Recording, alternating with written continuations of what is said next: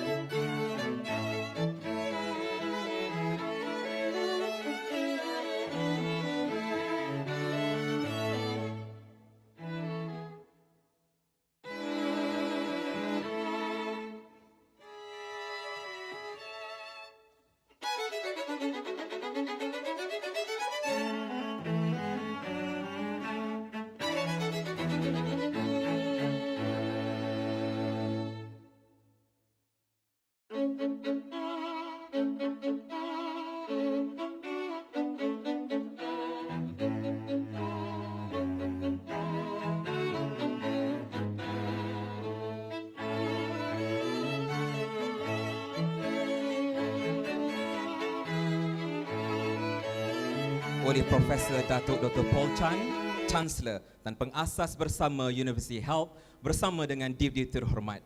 Hadirin diminta untuk berdiri. Ladies and gentlemen, announcing the arrival of our distinguished guest, Tan Sri Datuk Sri Haji Azam bin Baki, the Chief Commissioner of the Malaysian Anti-Corruption Commission, MACC, accompanied by Professor Datuk Dr. Paul Chan, the Chancellor and co-founder of HELP University, together with all of our fellow distinguished guests.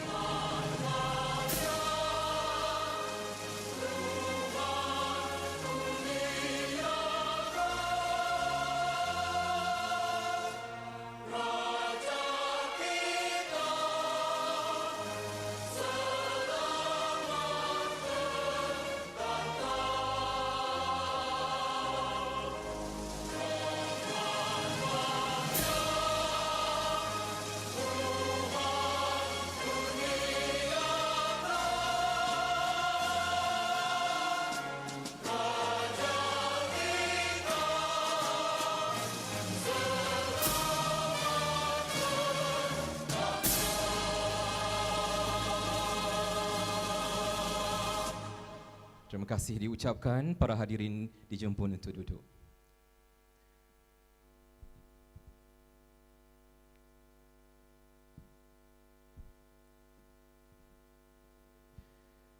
Bismillahirrahmanirrahim.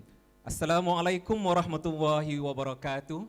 Salam sejahtera, salam madani dan salam integriti.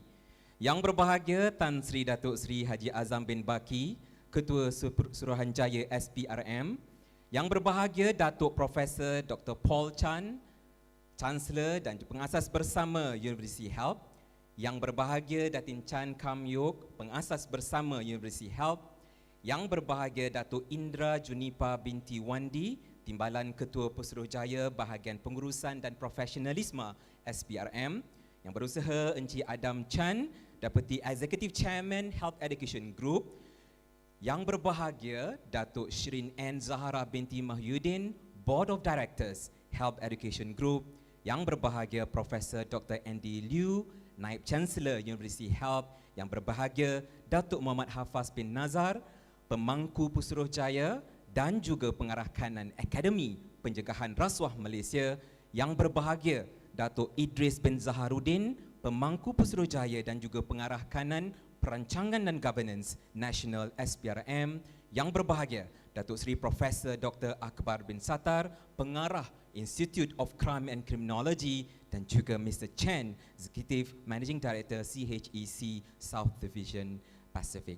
Terima kasih diucapkan kepada Tan Sri, Puan Sri, Datuk-datuk, Datin-datin, para profesor, ahli akademik, pemimpin-pemimpin dan ahli profesional, tuan-tuan, puan-puan dan hadirin-hadirat yang dihormati sekalian. Selamat datang ke majlis menandatangani MOU di antara MACC SPRM dan HELP University.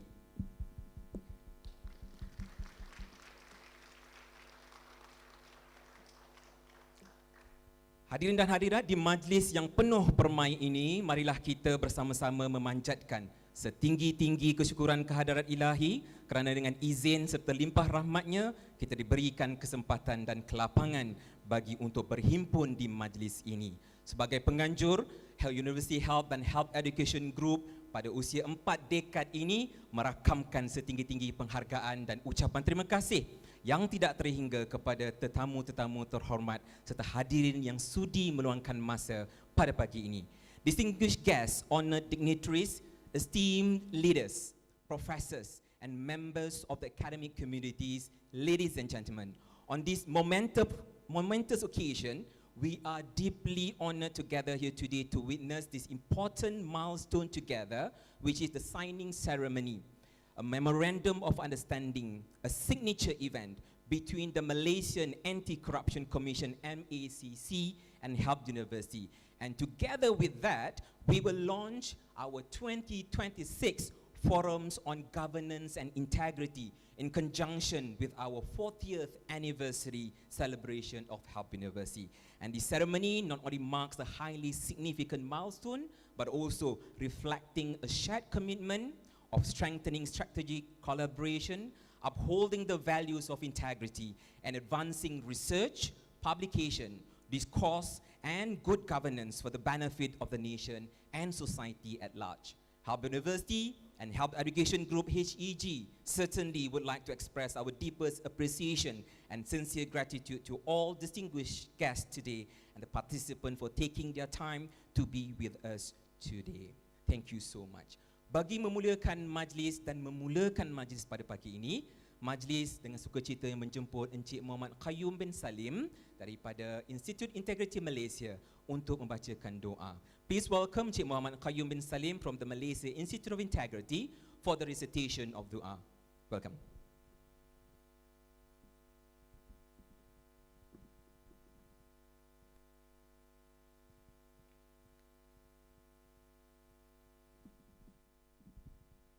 إلى حضرة النبي مصطفى رسول الله صلى الله عليه وسلم وآله وأصحابه الكرام الفاتحة.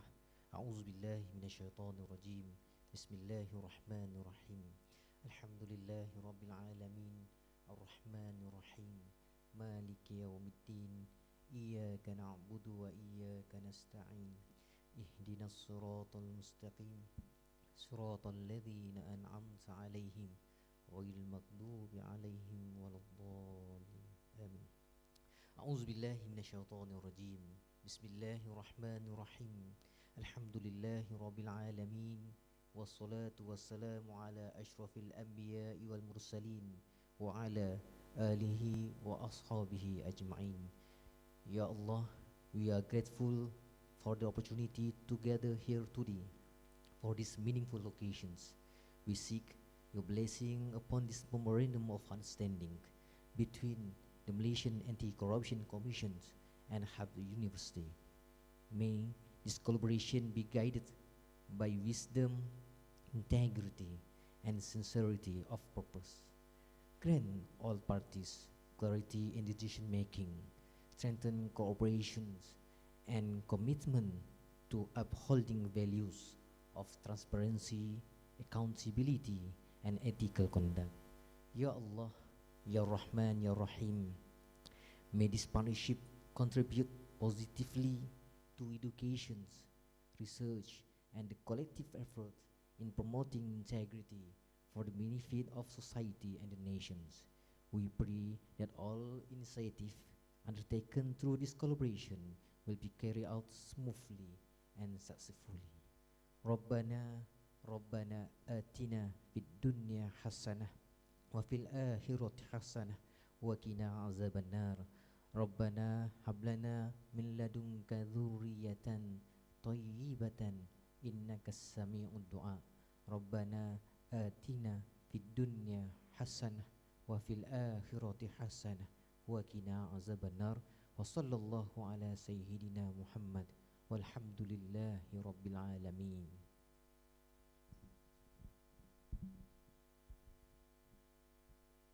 Amin, amin. Ya Rabbal Alamin. Thank you so much to Encik Muhammad Qayyum bin Salim from the Institute of Integrity Malaysia. Hadirin dan hadirat yang dihormati sekalian, majlis pada pagi ini diteruskan lagi dengan mempersilakan yang berbahagia Profesor Datuk Dr. Paul Chan, Chancellor dan pengasas bersama University HELP untuk menyampaikan ucapan pembukaan.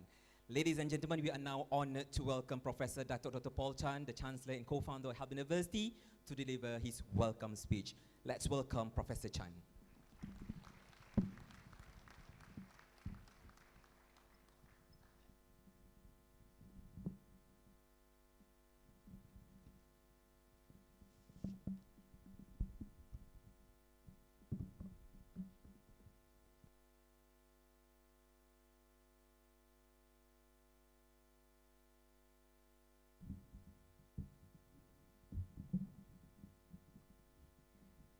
Good morning.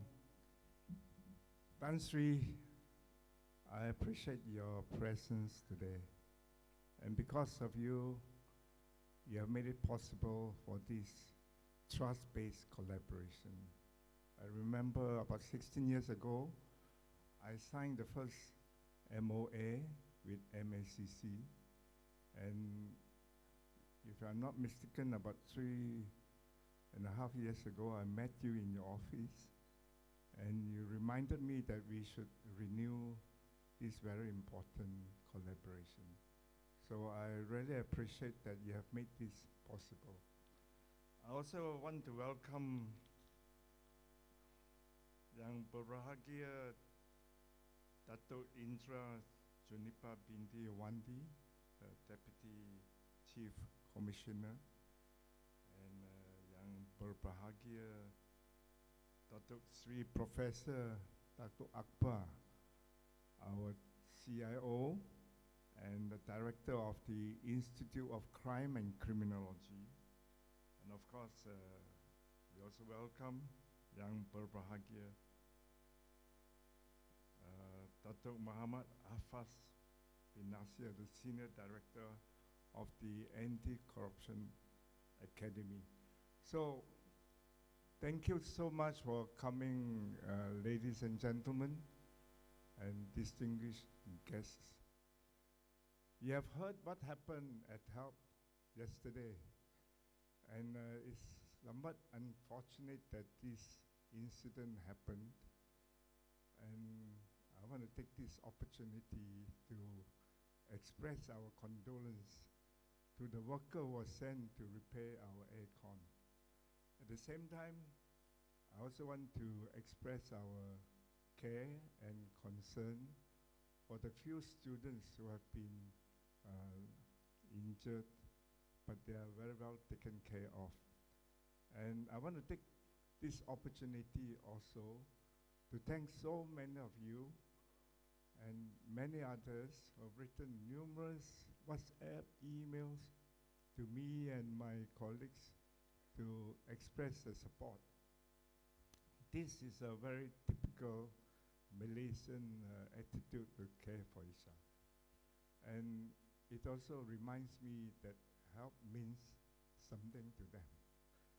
So today, this signing ceremony, I feel is more than just a ceremony. It is an important signature event because it reflects our mature national understanding that governance, trust, and integrity matter. And it should be part of our national culture to continue to build capabilities against economic crime. And of course, the MACC is exemplary worldwide in doing this. So to me, it marks a very important national commitment, a very deliberate and strategic effort on our part, the MACC and HELP University, to strengthen Malaysians' governance, integrity, and leadership capabilities during a very difficult time, a time of turbulence and complexity. I recall signing the first agreement many years ago, but since then we have graduated at least, if I recall, Tan Sri, 29 MACC staff under the leadership of Datuk Sri Akbar. And these people are key influencers in the industry, helping the government and the nation. We are very proud of this. So it's important that we renew this trust-based collaboration to support the Malaysian anti-corruption plan, and also to work together with MACA also. With this collaboration, we envisage a series of activities, including the Apple-Q program, to support MACC officials to finish the master's and above all, the doctorate programs, and also various professional certification. But more importantly, I hope that we can promote this collaboration as an example of what an anti-corruption agency and a university can do. And I hope that this becomes a global example, not just a national effort. And with the leadership of Tan Sri, who not only thinks about enforcement, very often I listen to him, read his speeches, watch him on TV, it's about institutional building. It is very important to build the capabilities that is part of our culture against cybercrime and so on. So this initiative is therefore important from that regard, and it's not just training a few individuals. I hope that we can also collaborate with MACA and MACC to initiate an international forum like the one we are going to start afterwards on governance and integrity. I want to take this opportunity to thank Datuk Akbar also for his leadership to build up our institute. And again, I want to thank everyone for supporting this event.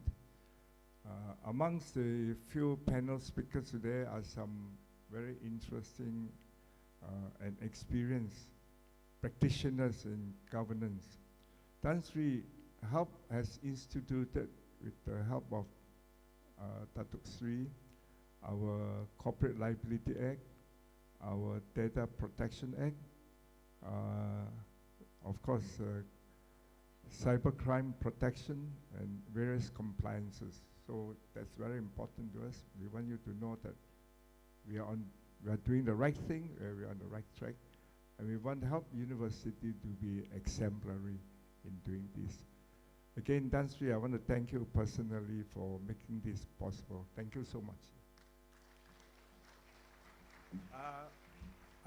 Tan Sri, give me 1 more minute. I want to show you a small video.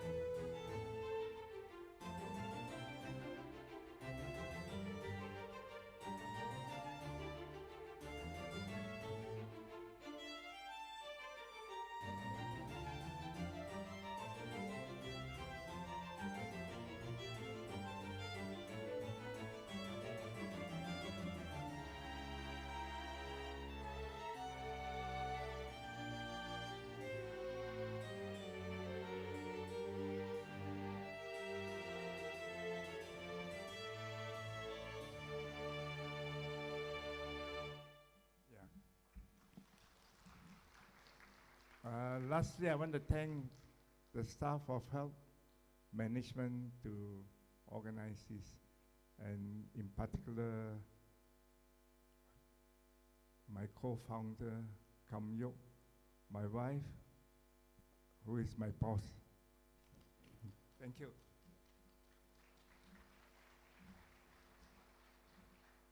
Terima kasih sekali lagi kepada Yang Berbahagia Profesor Datuk Dr. Paul Chan, Chancellor dan pengasas bersama HELP University. Thank you, Professor Chan.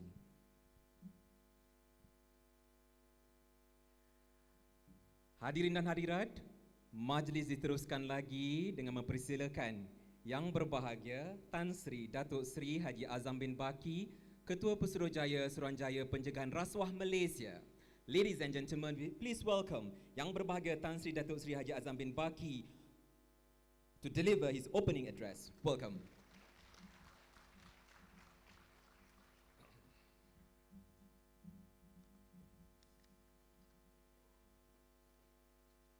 Thank you, Mr. MC.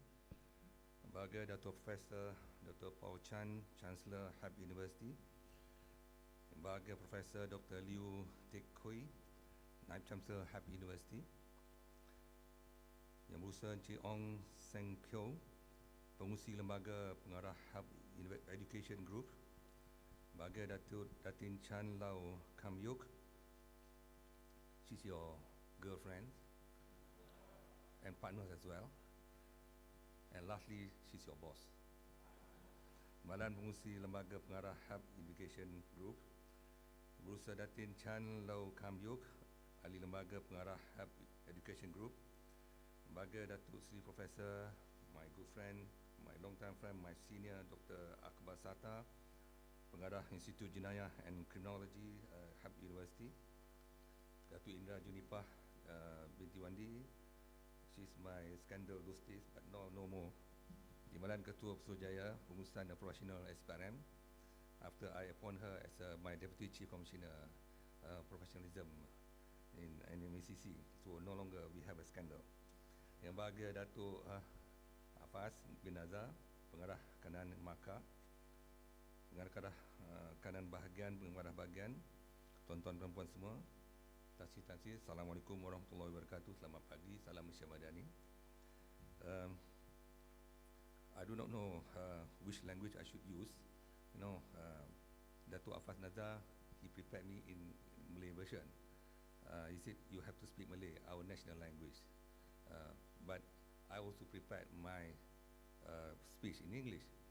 But anyway, I envy Datuk Paul, because of at your age you still look strong. And nothing different, and you look much younger compared to 3 years ago, the last we met. So what is your secret? This thing, you have to be careful. As I told you in the room, men's been programmed 60% of their brain to cheat people. That is why men become a leader, because they know whoever come to them, they can identify whether this guy or he or she come to see us, whether they are cheating, they try to cheat us and all that. That's why we have become a good leader. We are good as an Abang Jamil, like Piramli firm. You know?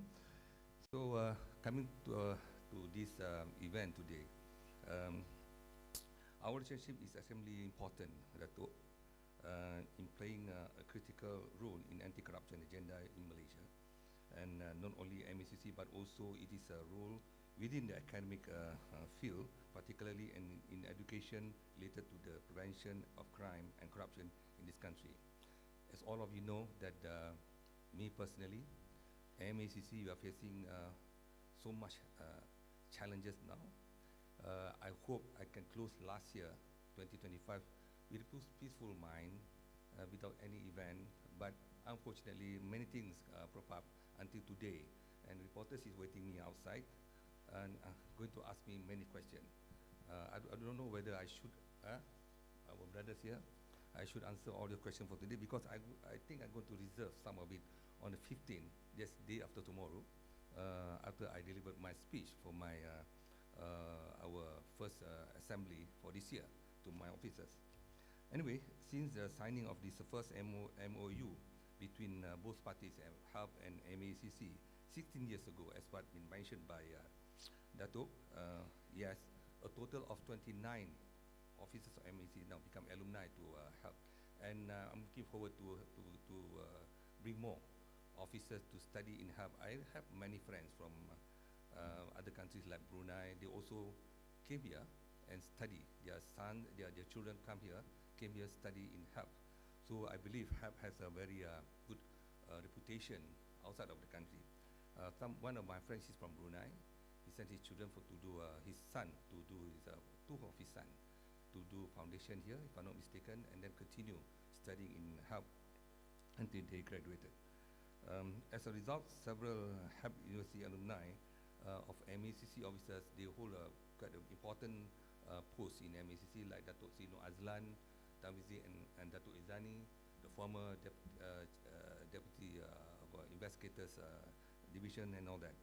And these outcomes clearly demonstrate the significant impact of this collaborative program on MACC. And I think today both parties will move into a new phase of collaboration through the signing of MOU, which will explore various areas of cooperation, new approach in anti-corruption, education, and in addressing economic crimes. Talking about economic crimes is I think something that I may say that my subject, and also I really like to explore more on financial crimes or economic crimes. You are using economic crime, I'm using financial crimes. But anyway, it's just like your wife. It's the same person over 40 years ago. It's just to change the shirt, the clothes and attire and all that. Like what I mentioned to yeah, I'm about Perdana Menteri about few months ago in a meeting. It's about reform in this country. I also use the same example is our wife. You see, Dato Sri, if our wife keep on wearing the same pyjama over 40 years, how does it look? You make a odd. So it goes to the same in our country, that we need to reform, institutional reform, law reform, and many things to promote good governance, to promote integrity in our country and all that. So this collaboration with HELP, not only we are looking to in terms of operation matters and all that, and I understand that for future, we are collaborating with HELP to look into the new things, reform in this country. So we need academia to help our country. In addition to continuing the involvement of MACC officers in the master's program in economic crime management at HELP University, this collaboration will also be strengthened through the offering of higher education programs, but the focus on aspects of governance and integrity, as well as advisory services and consultation on corruption prevention through the sharing of expertise to combat abuse of power and misappropriation. So as for MACC, Dato, could be we can explore also on in terms of many things in future. That as I said in many of my speeches before this, a few months ago, even a month ago, that the aggressive action by MACC will continue. For me, from my experience as a long-term service and MACC officers over 41 years already, I joined MACC in 1984, that aggressive action by MACC with the new methods and all that will continue for the next 4 to 5 years. Because I think in this phase, as I said in many places, that since our establishment in 1967, and then we become a new person, new agency in 2009, the significance of 2009 when we became MACC, that we need to clear up this country from all the mess. We used to become what we call a corrupt-minded society. What I said in many places, what I mean here is about there was a time, an era, where all of us have a same thinking, that things that we shouldn't do, we said it's okay. Bend the law if we need to do so. So, for example, the fact that I can support my argument, 2016, 2004, 30% of the respondents from the students, mahasiswa, they said that they are willing to take bribe if there's need, if they have the opportunity to do so. 2016, the percentage went down a bit to 16%. So back on that 60%, where are they now? Is about their age now is around 30, 35, 38 and all that. And this 30% over of the student now in the market, they are the bankers, they are academia, they are politicians, they are bankers and all that. And they are also criminals. And you just imagine, all of them have the same thinking. So we have to, we have to clear up, and then we have to work together how to address this matter, to make this nation free of, to become a free corrupt society. Ladies and gentlemen, in supporting the agenda of a National Anti-Corruption Plan, National Anti-Corruption Plan, NACP, and now we become NACS, National Anti-Corruption Strategy, which is to promote good governance, enhance integrity in the public service. It is incumbent upon all of us to play our respective roles, to, no matter how small, to ensure the success of this national agenda. Our involvement not only demonstrates commitment and support, but also strengthens efforts in corruption prevention. Today, environment requires creativity and innovation in addition to the application of humanitarian principles in its principles. Recognizing these needs, MACC, Malaysian Anti-Corruption Academy, as a regional center of excellence in anti-corruption, is committed to addressing the challenges of the Industry 5.0 and Society 5.0 era through the implementation of educational approaches that align with the current changes of the landscape. By adopting the Learning 5.0 concept, which emphasizes lifelong value-driven learning initiative will be implemented to help society internalize values that reject corruption, that we shoot against the corruption. This approach is vital for producing individuals who are not only wise and highly knowledgeable, but also critical thinkers who possesses strong integrity. So these are the things, the challenges that for the young generation. This is our responsibility, Dato', to make sure the young generation, you are now 83, I'm 62, I really envy your age. You know, my Ustad says, my doctor says, I'm following my mother DNA. So my mother is a bit older than you. She's about 87 now, and she's still, her brain is still strong, her mind is still strong. So I always pray every day, so that Allah will give her more lifelong. Then I will follow her footsteps. So please pray for my mother, because we can follow her DNA. So this is about the thing that when I'm in here, we are going to witness in future. Let's say Allah give you, God give you that another 10 years to go. So you will be 93 at that time. I can see with your discipline that you have now, both of us, we can witness what's going to happen in future to this country. What's going to happen to the young generation that, even the constitution has been amended. 18 years old, they are actually automatically as a voters. So when they are automatically being a voters, meaning to say they will choose the leaders. So what can you expect from these youngsters or from this young generation to vote whoever they want? It could be based on sentiment, based on what they want, or just based on the last minute, whoever give them money. I do not know. So these are the things we need to educate our young generation. I'm talking about young generation, not about the adults like us. You also dah tua-tua dah. You're old already. Sudah jadi buluh. You see?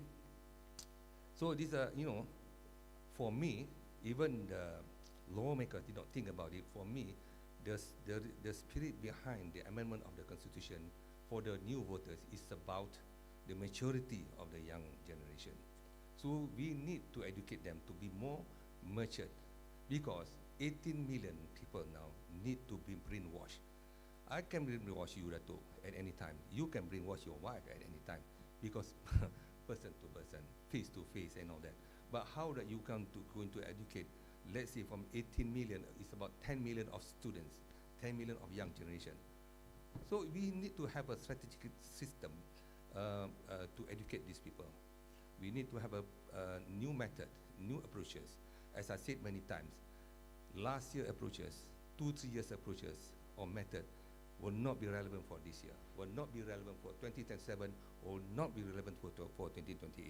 2026, this year, will be for me, for the government to execute whatever promises been announced to the public for the last year budget. 2027 is the election year. So these are the things, whether you like it or not, we're going to face all this. So talking again about educate public to behave themselves, to have more discipline and all that, is quite a tough challenges.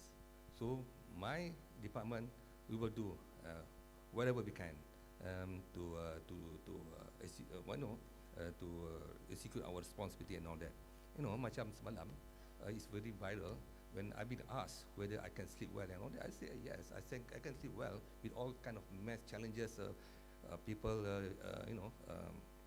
criticize me and all that. Nothing changed. I can sleep well without taking any pills, any medicine, and I can hug my wife. Then my wife just sent a message to me this morning. Which wife? I said, you. You lah, Puan Sri. No other else. That's how men cheated ladies, Puan, that thing. On the spot answer, without delaying, even single seconds. Okay, I will not going to be to prolong my speech. So I may say that for this MOU today, taking this opportunity today, I would like to express my appreciation to HELP, and especially to Dato' Paul, which has long been a strategic partner of MACC in conducting outreach programs for MACC officers over the past 16 years. This conferment will open wider opportunities for MACC officers to enhance their knowledge, and also we will try to contribute as much as possible to help. Whatever you want, if we can facilitate help in terms of our speakers, our expertise in investigation, surveillance, and all that, with a new approach, with new technology, I would be much grateful to assist help. In conclusion, I sincerely hope that this strategic collaboration will continue to drive excellence for the MACC and HELP University, and further strengthen our collective efforts in shaping a corruption-free Malaysia. Assalamualaikum warahmatullahi wabarakatuh. Waalaikumsalam warahmatullahi wabarakatuh. Tan Sri minta untuk terus berada di atas pentas. I think Tan Sri deserves another big round of applause. Ladies and gentlemen. Dan kini tibalah masa yang ditunggu-tunggu, iaitu majlis menandatangani perjanjian persefahaman MOU di antara Suruhanjaya Pencegahan Rasuah Malaysia SPRM dan HELP. So we are now at a very important stage of our event, which is the MOU signing. And for that, I would invite yang berbahagia Professor Datuk Dr. Paul Chan, Chancellor and co-founder of HELP University, on stage to be signing this MOU document together with Tan Sri. Tan Sri, please take your seat. Prof. Dan untuk menyaksikan majlis menandatangani ini, bagi pihak SPRM akan diwakili oleh yang berbahagia Datuk Muhammad Hafaz bin Nazar, iaitu pemangku Pesuruhjaya dan pengarah kanan Akademi Pencegahan Rasuah Malaysia bagi pihak SPRM sebagai saksinya. Dan bagi pihak HELP University, saya menjemput Datuk Seri Profesor Dr. Akbar bin Sattar, Ketua Pegawai Integriti dan juga pengarah Institute of Crime and Criminology HELP University, bagi mewakili Universiti HELP sebagai saksi. Dan untuk menambah saksi, we need a lot of witnesses just to ensure everything is correct. So I would like to invite the Vice Chancellor, Professor Dr. Andy Lee Teck Kui, on stage, together with our VIP as well from MACC, which is yang berbahagia Datuk Idris bin Zaharuddin, which is pemangku Pesuruhjaya dan juga pengarah kanan Perancangan Governance National SPRM. Dipersilakan.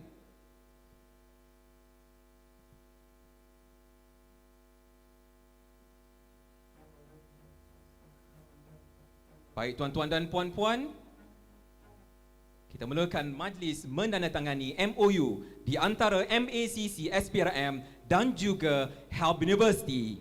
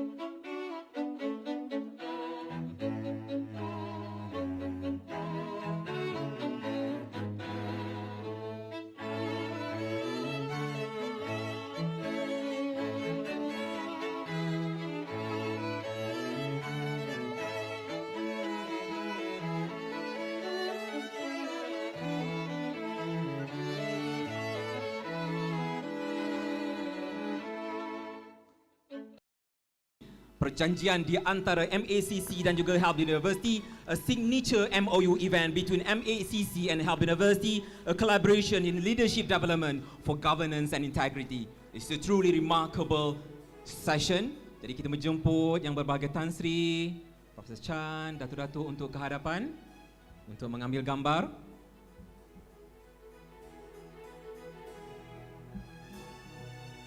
A very historical moment and year for both us from HELP University, and also hopefully indeed for the MACC as well.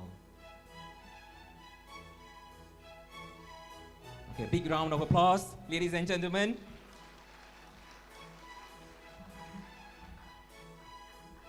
Okay, berdua bersama Prof Chan dan juga Tan Sri.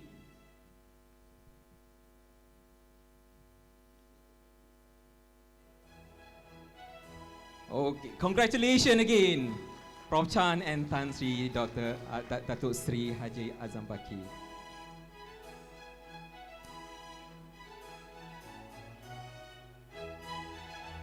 Baik, seterusnya adalah majlis untuk bertukar-tukar cenderahati. Okay, give exchange. Jadi saya menjemput terlebih dahulu Profesor Datuk Paul Chan untuk menyampaikan sedikit cenderahati kepada yang berbahagia Tan Sri Datuk Sri Haji Azam bin Baki. Persilakan.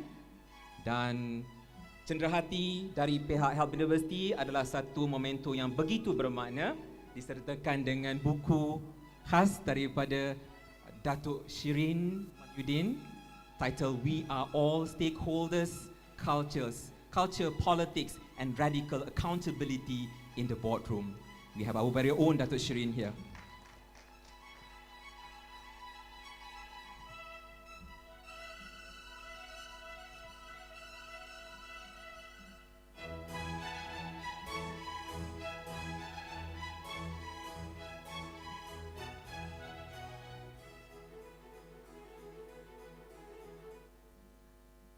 Dan seterusnya, pertukaran hadiah pula daripada pihak Suruhanjaya Pencegahan Rasuah Malaysia.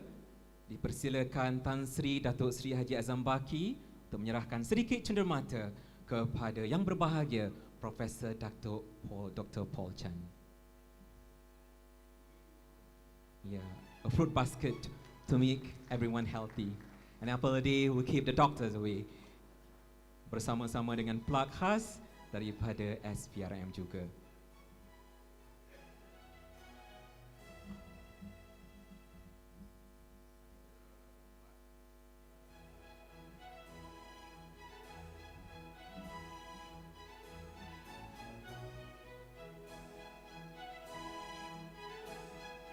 Terima kasih dan tahniah sekali lagi kepada kedua-dua institusi iaitu SPRM dan juga HELP University. Diminta div-div terhormat untuk terus berada di atas pentas kerana we have something very special, which is the conferment of title oleh Young Professor to our very own here, Datuk Nazar. And for that, I am inviting Professor Dr. Andy Liu untuk menyerahkan surat pelantikan khas dan juga penyerahan pelantikan kepada yang berbahagia Datuk Muhammad Hafaz bin Nazar sebagai Profesor Adjunct University HELP. As Adjunct Professor of HELP University. Tahniah diucapkan kepada Datuk Muhammad Hafaz bin Nazar.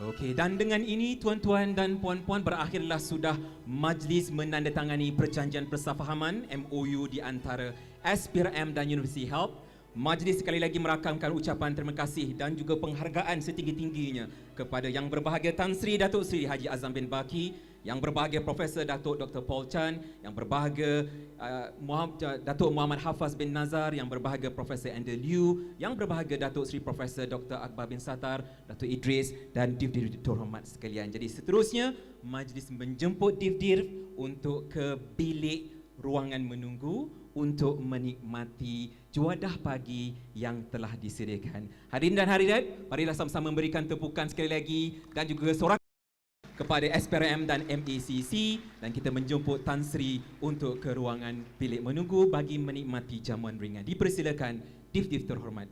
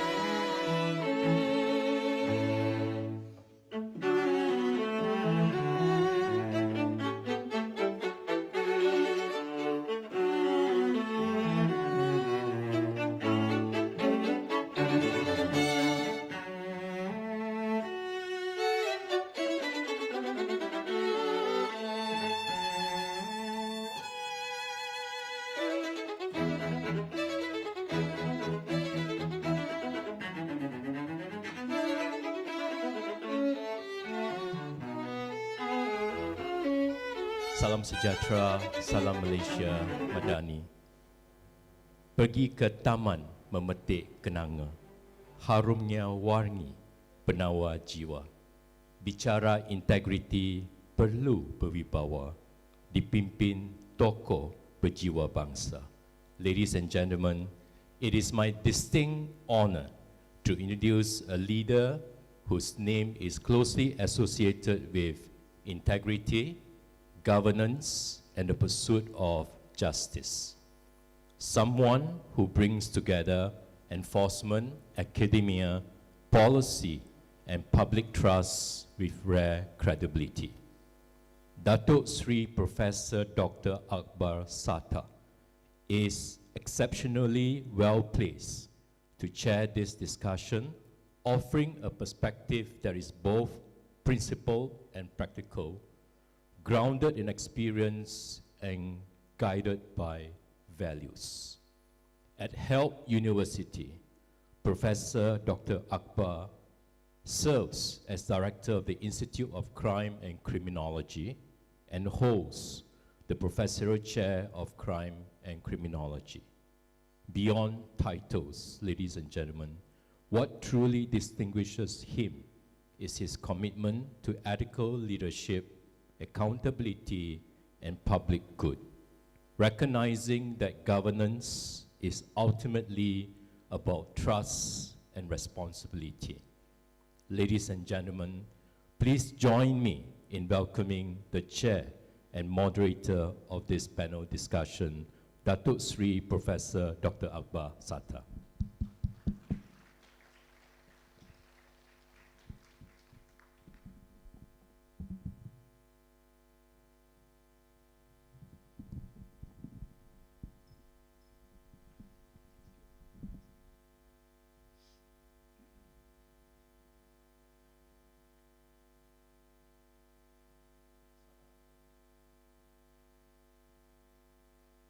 Assalamualaikum warahmatullahi taala wabarakatuh. Good morning.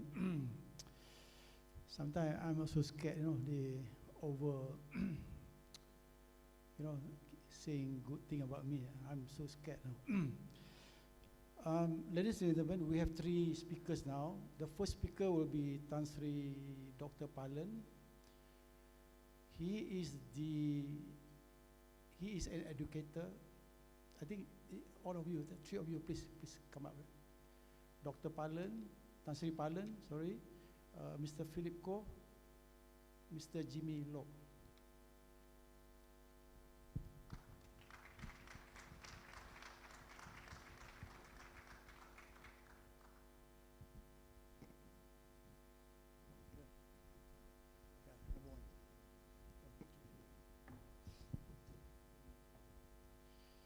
So Tan Sri Dr. R. Palan ni, he is an educator, right? Entrepreneur, human resource development. I think this is very important, especially when we talk about governance. Not so many people are talking about your field on integrity and governance. The author dedicated to transforming learning for the modern age. I think we can ask something about AI. Pro-Chancellor of University of Sabarjaya.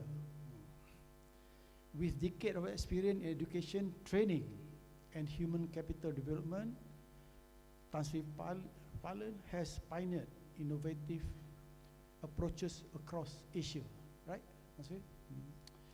As a thought leader and speaker, Palan is widely recognized for his insight and learning. Leadership, I think leadership is quite relevant. We'll be asking you, what are the criteria of leadership in this country? Workforce transformation, he has written more than 21 books, launched the Start in the Middle with Palan Podcast, and co-founded the Palan Foundation to expand access to education. He has PhD from Federation Australia, University of Australia, PhD, first PhD in education, secondly PhD Management, California Coast University, USA, Masters of Science, Psychology of Work. I think this is very relevant to governance. And then another master degree will be, you graduated from University of Madras, right? So thank you, Tan Sri, for your time. The second speaker, Mr. Philip Koh.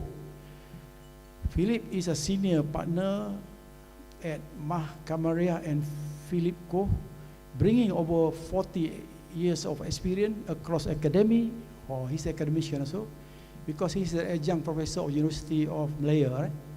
And also Malaysia University School. Okay, so he's an adjunct professor.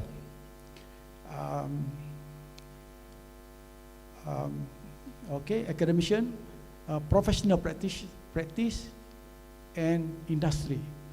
So I think this is also, I think we'll be asking you, especially on the amendment of the, the all acts in this country, whether it is effective or not. And he is active, involved in regulatory matter and law reforms, right?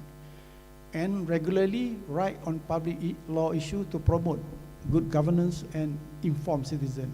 He hold Bachelor of Law from University of Malaya, honors, University of Malaya, a Master of Law from King's College London, and Master of Art from Australia Catholic University. Wah, semua bagus-bagus. Then the third speaker, Dr. Jimmy. I think you are the youngest, yeah? Dr. Jimmy is a fellow chartered accountant. So now we have academician, lawyer, and accountant. Sedap tanya ni. He is a fellow chartered accountant trained in London with international experience in auditing. Oh, a lot of things we can ask. Corporate finance, forensic investigation. Oh, I think we want to learn from you, right? And also corporate governance advisory. He is the founding president of the Malaysia Independent Non-Executive Director Association and council member of ASEANEDA, Hong Kong. Correct? Okay. Academic qualification, MBA, University, UTM, University Technology, Malaysia, UTM, yeah, correct, not ITM, UTM, yeah. Okay, then you got your doctorate in business administration from University of South Australia. Okay. So first question, I have a lot of questions, Doctor. Yeah, to ask. First question, actually, we have 3 rounds. First round, I give you 5 minutes each to speak on the introduction on governance and integrity. Then we go to second round. It is more deeper discussion. We give you 10 minutes. Then after that, we open QA, because I think they'll be asking a lot of questions. And then I think by 12 o'clock or something, we will end the session. Dr. Tasrif Palan, what really shaped integrity in policy, leader, and culture organization? What really? What are the factors? Okay, thank you, Dato. To me, I think integrity is just not a slogan; it is a system. And I just because you give me 5 minutes as an introduction, I've got a small PowerPoint which I'd like to share. Right, and I just wanted to share this very quickly. I think the most important thing that we always say is, can we just move on? Okay. So we basically look at policies as guardrails. I think it's something that's very important. We need those policies. And leaders are accelerators or signals. I think leadership set an example. I think they live what they basically decide. But most important is culture is primarily the operating system. Culture is the operating system, yeah. And if we move on, Professor Clayton Christensen at Harvard had a very famous article, and this article was, how do you measure your life? And in his article, he talked about the 1980 class. And when the year 2000 came, most of the people in 1980 class had been to jail. Not because they wanted to be, but it's just because they adopted a very simple principle from accounting. We have one of those panel members as an accountant. It's a marginal accounting principle, where we know that the fixed cost is a sunken cost. So primarily he said most people don't start out to do something wrong, but they just start out to do something known as just in time, just this time only. So when they start doing something like just this time only, then unfortunately sooner or later it becomes all the time. And then when it becomes all the time, that becomes the culture, that becomes operating system. So integrity does not erode rules, it does not start with big scandals or big mistakes, but it's an accumulation of small things that get to a point when people say, well, it's a small thing, sooner or later it becomes a big thing. That's the rationalization. And so as Dato asked this question, I strongly believe that integrity, when culture influences integrity, it's about what you really do when no one is watching you. And Thorndike, the famous psychologist, had a very famous expression, which I believe that Prime Minister Lee Kuan Yew introduced it in Singapore many, many years ago. He said people repeat behavior with positive consequences, and people avoid behavior with negative consequences. So when something that's positive, you appreciate them, you reward them for the right things. But when something is not right, it has to be a deterrent. The policy is a deterrent. The leadership can stop something happening when things are going wrong. So the Thorndike effect is a very simple psychological principle. The consequences are very important. If there are no consequences, then of course anything can happen at any time. And that's some of the problems that we find in the new world order today, when one country can go anywhere and do whatever they want to do because there's no more deterrent. Unfortunately, that is the issue. And that's what he talked about as the just this time only. We cannot have that just this time only happening. Next, please. Next, please. So what do we measure? We have to measure. So when we talk about integrity and governance, and we talk about best practices, and I think culture is all about building the best practices. But I think what really matters is not measuring inputs, but measuring outcomes. And I think we all have whistleblowing policies, but can we encourage people to trust them to speak up when it matters most? And when they speak up, are there consequences, or do we support for what we want them to speak up for? And I think the question is, does that system, whether it's internal audit or whether it's risk mitigation, can we detect those issues as soon as possible?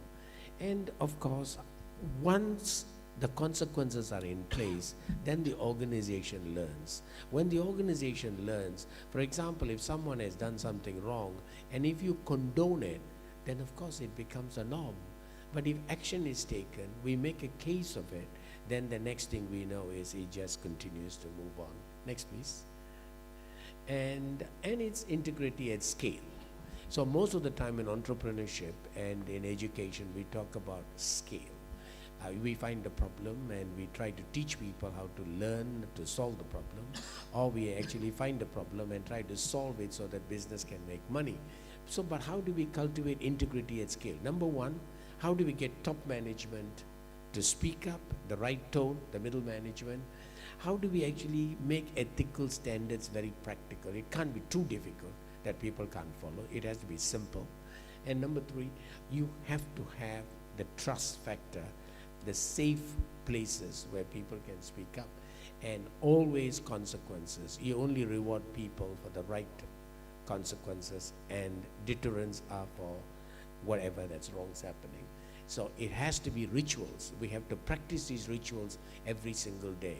The other day, one of my colleagues dropped his wallet, but one of the drivers was courageous enough to just pick it up and come and give it back. And that was an important ritual, and we have to make a good example of it. Next, please. Thank you. Last one, please. Yeah. So what, from my perspective as an educator, what universities can learn, I think three very important things. One is independent oversight. I think really clear accountability at three levels. I think policies, leadership, and culture. And of course, we need to have dashboards where we want to look at risk. When are we crossing the red line? We can't cross the red line because if we don't follow the just this time only policy, we cannot condone it, because if we condone it, then the line keeps moving and things become normal. Thank you. Next, last. So, most important, no just this time. That's my most fundamental thing, Dato' Chairman, to answer your question. And integrity is tested when the pressure is highest.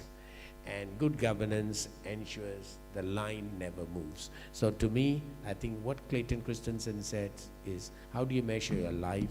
It's by adopting no justice time only. Thank you, sir. Thank you. Thank you very much. Yeah, I understand that. At least I think you included the fraud theory, right? Rationalization, that's what you say, right? Everybody's doing it. Pressure from the wife, right? There's possibility. The other one is too dangerous to follow the wife or the husband. Yeah, we have too many historical examples. Yeah. What is the difference between a wife and a terrorist? A terrorist? Yeah. Okay. The problem is the terrorist only appears once in a while. The wife is always there. Correct. But the most correct answer will be the terrorist is negotiable. The wife is not negotiable. So, sure. Yeah, Dr. Jimmy. So you are specialist on this area. Related to the transference balance question on tone of the top, right? How are you going to make sure that your employees follow you rather than merely acknowledge? So how are you going to tell us that? What are the factors that can encourage? Mr. Doctor. Yeah, you. Yeah, Dr. Jimmy. Oh, sorry, Jimmy. Sorry. Yeah, never I ask you. Okay, Jimmy. Yeah, your turn. First of all, I'm very honored to be here, and I was very humbled by the uniformed staff of MACC. They all look very, astute, and authoritative. And of course, I'm very impressed by the peers sitting in front of me. I'm a Xinjiang boy who went to Hong Kong in 1976. So after 50 years there, I returned back to Malaysia last year and settled down for good. And we're very proud that this trip that I come back is to help founded the Malaysia Independent Non-Executive Director Association. I'm now the second term president. And I welcome many of you who are interested in corporate governance or to become INET to join our association so that we can have a large group of people that to emphasize on integrity, corporate governance, transparency, accountability, blah, blah, blah, okay? So a bit of my background, I'm a chartered accountant, as Datuk said, and working for PwC Hong Kong. And throughout my years in this accountancy and corporate field, I happened to sit on 22 public listed company in Hong Kong. At the peak, it was in 2018. I was sitting on 16 boards, So imagine some of you actually independent directors how to cope with 16 appointments in the same year. So this is my little background. Going back to the subject, I think I totally agree with Datuk, all your points there. I think the important thing when I was asked the tone, do we set up a tone at the company level and just put, for example, internal control manuals, whatever, in the shelf, collecting dust? Or we should make sure that we follow what we preach. We call it walk the talk. So therefore, I can see a lot of my clients or the companies I'm seeing on as independent directors We have very comprehensive manuals for internal control, for operation control, operation or whatever, but I don't think there's a lot of, that many of these listed companies bother to do exactly what they are supposed to do. So now, in terms of this, they call it the corporate governance. There are 5 pillars of, areas that we should emphasize, which I think will take many hours to elaborate. But I'm going to give you a summary. The first one is you should have authentic communications. So you just don't say so, but not doing it. And then, therefore, the authentic demonstration is the first pillar. The second pillar is you should be able to communicate. Make sure every member of the organization know what you expect them to do, in terms of integrity, ethics, corporate governance. The third is you should have the measurement. How do you, as Dr. just said, we should have the metrics to measure whether we are doing exactly following the KPI or the standards. And then we have the fourth is the safety. You should encourage people to speak up, as Dr. say, so that you do not have those yes men around the board. Whatever he's doing wrong, nobody can say anything, and dare not speak up. So this is, I think, the foremost important in my experience. A lot of INETs are sitting there just don't say anything at all, even though they smell something wrong. And this is not good for corporate governance, because if you don't speak up, the problem is going to be, hidden, and it's going to be exploded one day, and then you get into trouble. So the last thing is we should have the accountability that you were talking about. So if we have any leaders that make a mistake in the administration or running of company, we should make them accountable. I mean, the classical example is, of course, 1M and 1MDB. Sorry to say that. So therefore, when you run into this problem, we have got to make sure that there's somebody who is accountable for the mistake. Thank you very much. Thank you for the information. Speaking about this two-way communication, you see, but not many leaders are willing to listen.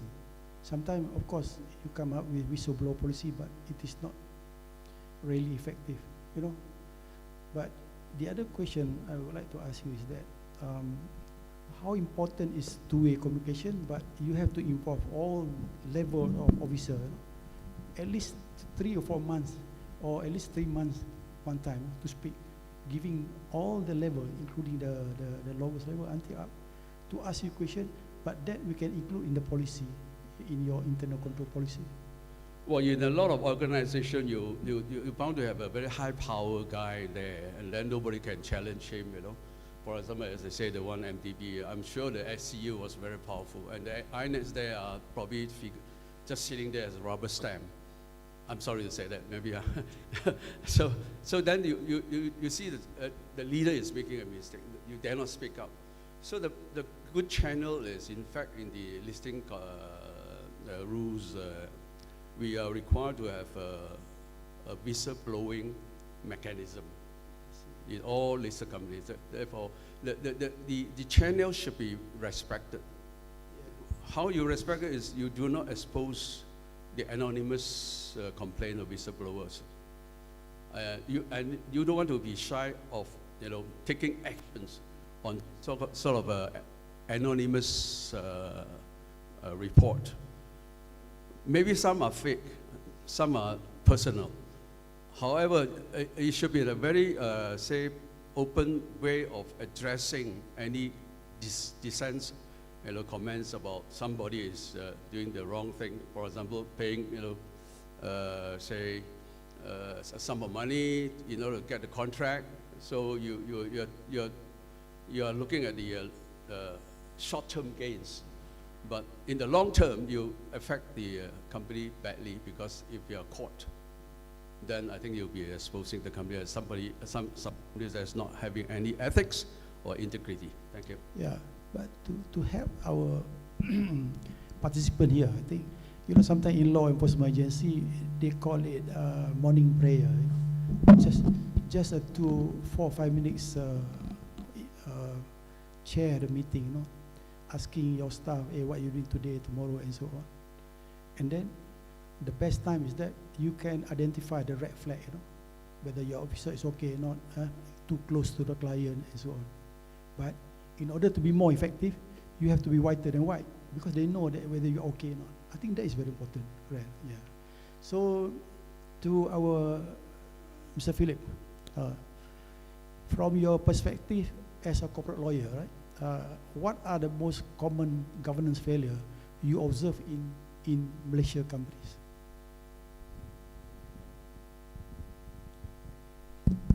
Thank you, Datuk Seri, Chairman, and my learned participants. First of all, I would like to say happy 40th anniversary. 40th anniversary, the color is red, the slash of red of help. It signifies passion, commitment, love. When I met Dato' Paul and Kamyok on a plane to Penang, I said, Paul, you're going to Beijing and beyond that somewhere else to still promote education? From my old institution, which I come from, I was acquainted with already Paul. His journey of 40 years has not gone unnoticed by many of us, supported by his loving wife, who whispered to me they spent 55 years together. What a model of. And his team, they built help and inviting me to this. As a young lawyer then, when I first joined the law faculty, 1973, graduated 78, a post-Merdeka child of, or pre-actually, 1955, I was. The journey of Malaysia yokes itself with the journey of the rise of capitalism and corporate law. The intersection between criminal law, which is what the model was during the early days of the ACA, and private law intersection fascinates me, because primarily I'm a private lawyer moving in 3 worlds, and I think the 3 worlds must be yoked together. It was John Maynard Keynes who actually said, practical men who believe themselves quite exempt from any intellectual influence, they are actually slave to some defunct economists. Someone observed very well in the Central Bank of Europe, there's an inversion of that.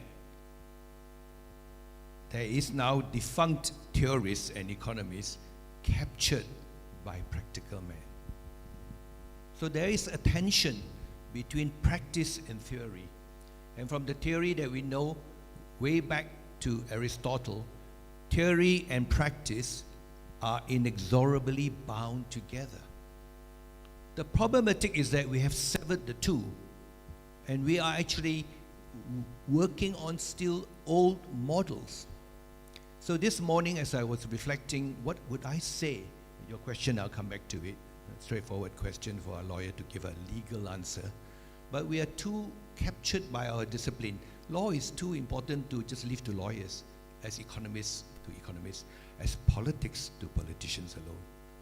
We all know that the growth of Malaysia from an agrarian society to a developmental state, catapulted by our beloved Prime Minister, Dr. Mahathir, all right? For 20 years, he pushed our country to a more market-based driven society with massive privatization, so that we now see that public law and private law intersects. And GLCs are incorporated under the Companies Act, which brings me, which is my field, what is a company? Do they have a body to be jailed and a soul to be damned? How do we jail a company? Of course, MACC now has emulated with Section 17A, the famous Section 17A, whereby the veil of incorporation is torn and attributable responsibility, legal, moral, not just our mantras of governance, which something that I love very much. Interesting for me that the word governance comes from the Latin word gubernatorial, which means navigation. I look around this floor and I see some good friends in industry. I know that they are entrepreneurs and businessmen. They contribute mightily to the economy. They drive with the entrepreneurial spirit, like Tan Sri Palan. What animal spirits we talk about? Keynes again. Keynes is having always a revival somewhere. And therefore, these animal spirits, however, can go unbridled. So they're like Ivan Bosky's in the 80s and 90s, greed is good. And we experienced that. In my small journey as a young lawyer then, 30, 40 years ago, when I embarked on my practice, I realized the bridling of human greed and entrepreneurship must also be balanced with the fact that they need to have that space to occupy, to compete. And how do we do that? If we are going to hold a Damoclean sword of criminality and prosecution that can devastate and destroy also. And so I do say to my enforcement friends, and we do respect them, of course, because they hold the sword of the state. They have the monopoly of the power. And between that and when I look at the literature, there's a very interesting book in the 1980s called Moral Maze by Robert Jekyll. He says, there's a quote which off my head I remember, when an employee was asked, do you know what the ethics are in this company? He says, well, what the man upstairs want me to do. And perhaps for the enforcer, and there is new literature now on this, on the prosecutor in the boardroom, because public law, criminal law now intersects with private law, an endlessly fascinating subject, because no longer do we see that the SPRM Act, MACC Act only is talking about crimes. It's talking about the fact that the human managers, officers, not just directors, may be held personally liable and be prosecuted. And that this tension now is being played out. I thought my remit is also to talk about, maybe I will take my next 10 minutes later, where I'm looking at different models of enforcement. And I know that Tan Sri Azam has been saying this since 2022, and even earlier, this whole issue of deferred prosecution agreement and arrangement, which I found, thanks to the invitation, I begin to now look at this area, and it is an important area indeed, because I will just end with, I know I might finish my 5 minutes. If you remember the excesses of the 90s, where John Coffey Jr., Columbia, said, it is not about the failure of the boards, it is a failure of gatekeepers. And the gatekeepers are professionals like me, lawyers, investment bankers, auditors, financial experts, and that failure has given rise to a governance failure in the 90s, where together with Tan Sri Munir, when he was heading the SC, we look at the fiduciary duties of directors, amended the law, and taking part in a company law reform. The same body of law now is in the 2016 Act. But interesting for me, when I look at the MACC Act, these whole provisions that deem and move the burden of, not burden of proof, I must be careful here, the evidential burden as to whether officers have taken steps to ensure that there should be no breaches of the integrity law. So governance integrity comes together with the normative issues of law when the rubber hits the road. Thank you. Yeah, thank you. I think for deferred prosecution agreement, I will ask you later. Yeah. So now we go to Tashif Alan, right? Talking about culture, which is very important, structural governance versus human governance, which is more important. You know, sometimes you have the best people. I mean, you import the best system from Harvard or Oxford, right? But when the handler are weak, therefore I think it's a big problem. So can you comment on this? Thank you, Dato Sri. I think structural governance versus human governance takes me to a question whether it's this or that. But in the famous work of Jim Collins, when he wrote the book Good to Great, he identified 11 great companies, and in the 11 great companies which did extraordinarily well by market cap, by earnings over a period of 15 years, he brought up something and he said, it's not this or that, but it is this and that. So I think systems governance is very important, but it's also and human governance. So both, it's and. I just want to take you back to a very important work. I think Philip talked about it and Jimmy talked about it. We talked about greed, and capitalism unfortunately is incentives driven, and it has got both pros and cons. And Raghuraman Rajan, the professor in Columbia Booth School of Business, talked about saving capitalism from the capitalists. Saving capitalism from the capitalists. And he said, people are always motivated by three things. Number one, it starts with the need. First, there's always a need. Second comes greed. And that's when policies are guardrails. Leadership basically do act as the examples and they prevent. And number three, the most important, is that if we can manage those two, then it's self-esteem. And I just wanted to talk about 2 or 3 examples. One example is, Dato Sri, you talked about the importance of system governance or human governance.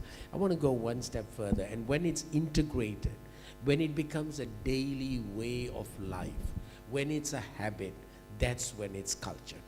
So I had this very interesting example with an Indian entrepreneur in Japan. And he said, I don't understand the Japanese. And I said, what do you mean you don't understand the Japanese? Now I told my Japanese employees that, look, I will give you a little more money if you don't actually declare this as your tax. Then I save some money and you save some money.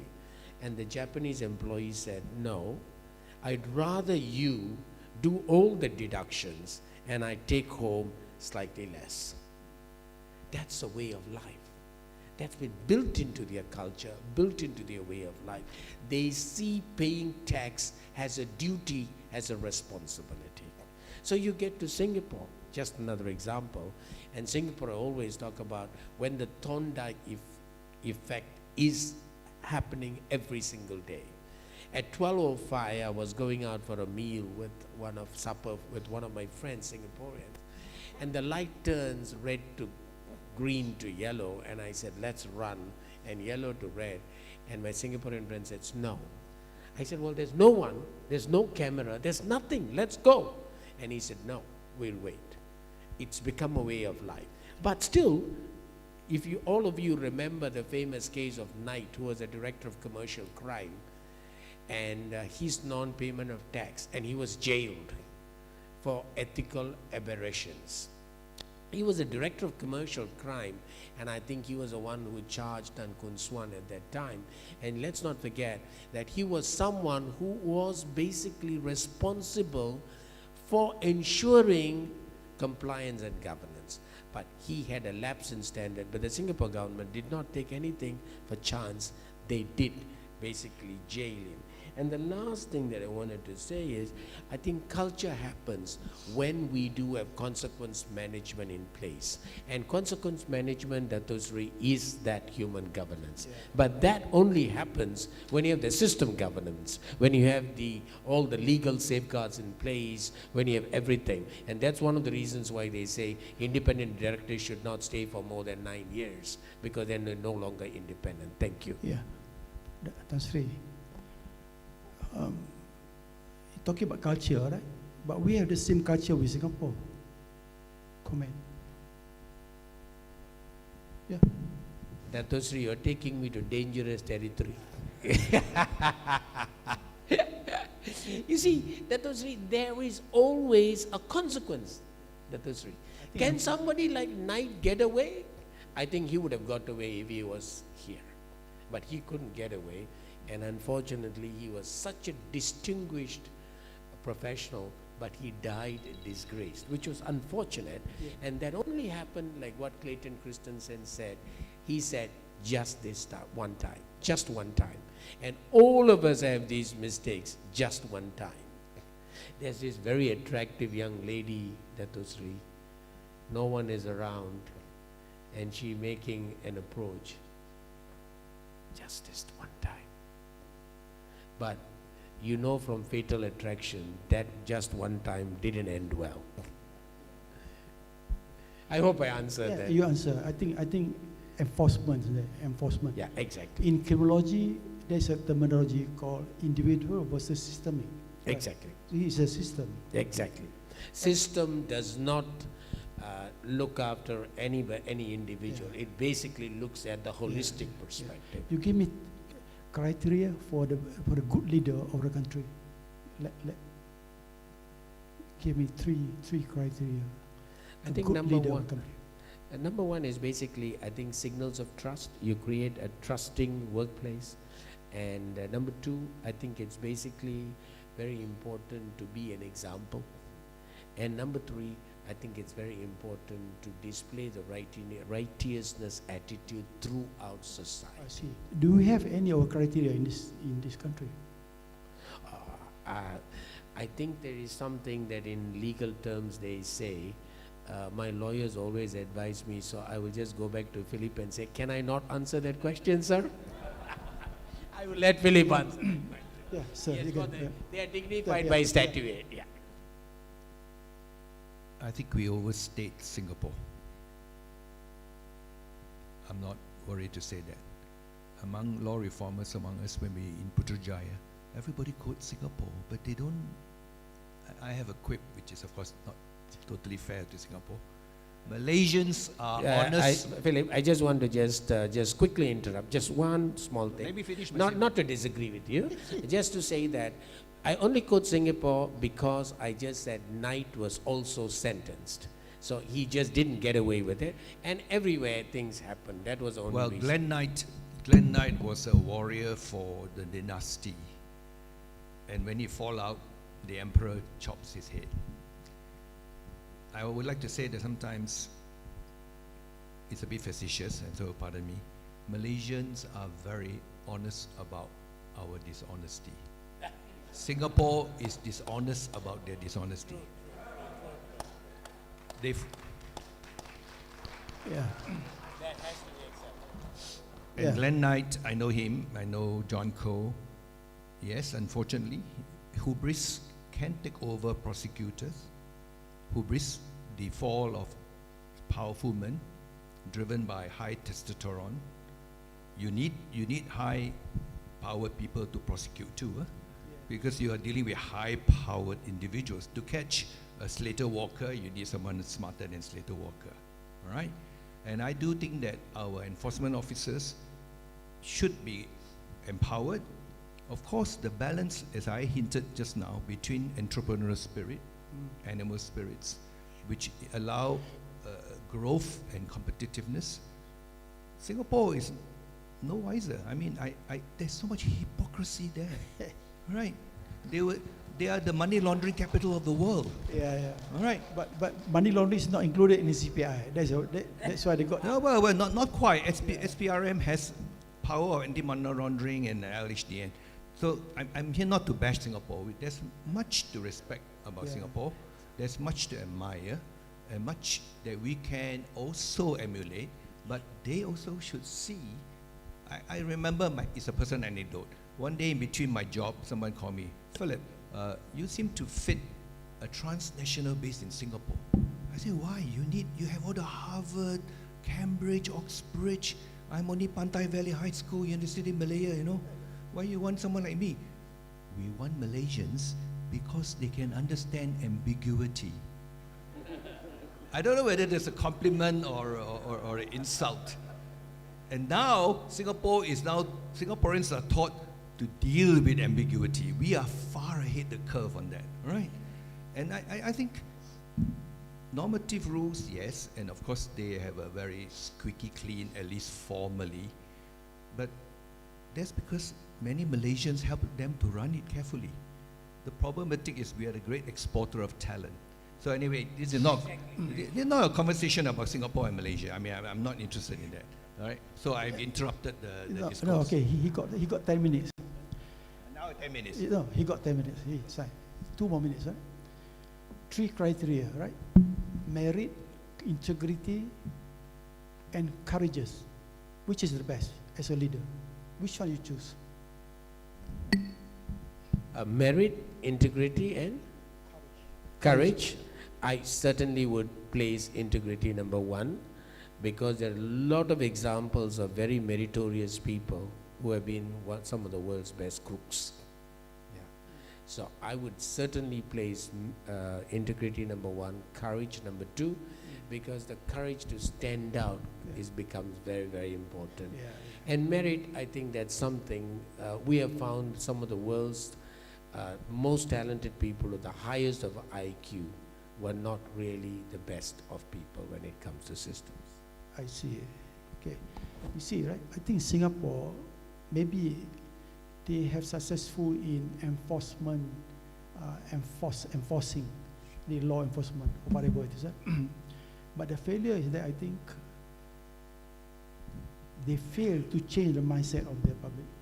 That's why when they cross over to Johor Bahru, they become worse than us.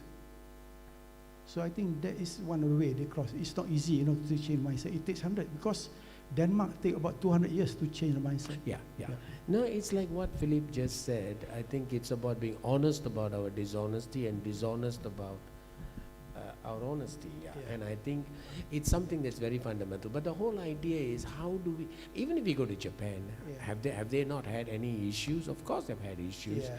And you had one incredibly bright guy who went there from France, and they had all the systems in Japan, and yet he was able to do some things.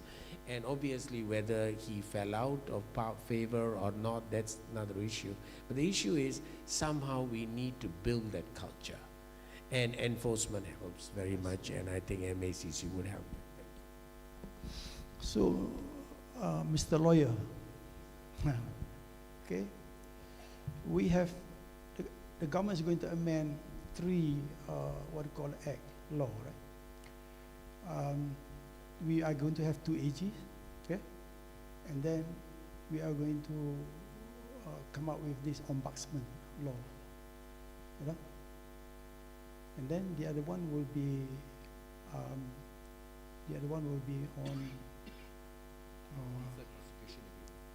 no, 2 term of Prime Minister, right? So please comment on this. No, it's okay. It's nothing. It's all right. Yeah.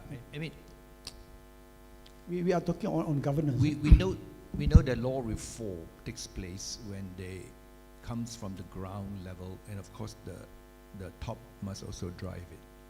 But the people must want it enough to put the pressure on the ruling government elite. As to these 3 initiatives, it's been long discussed. I'm a realist.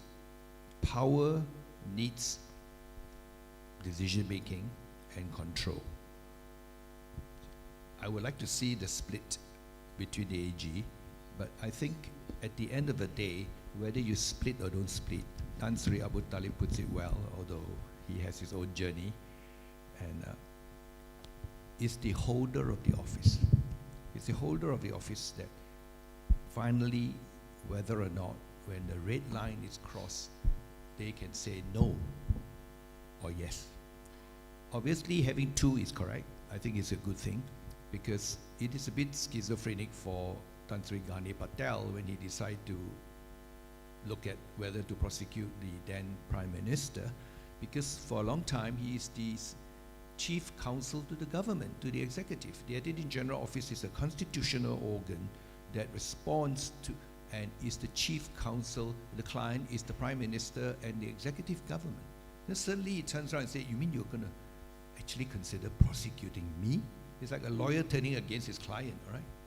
So there is a tension there, which I think it may be good to split, and maybe the model is UK.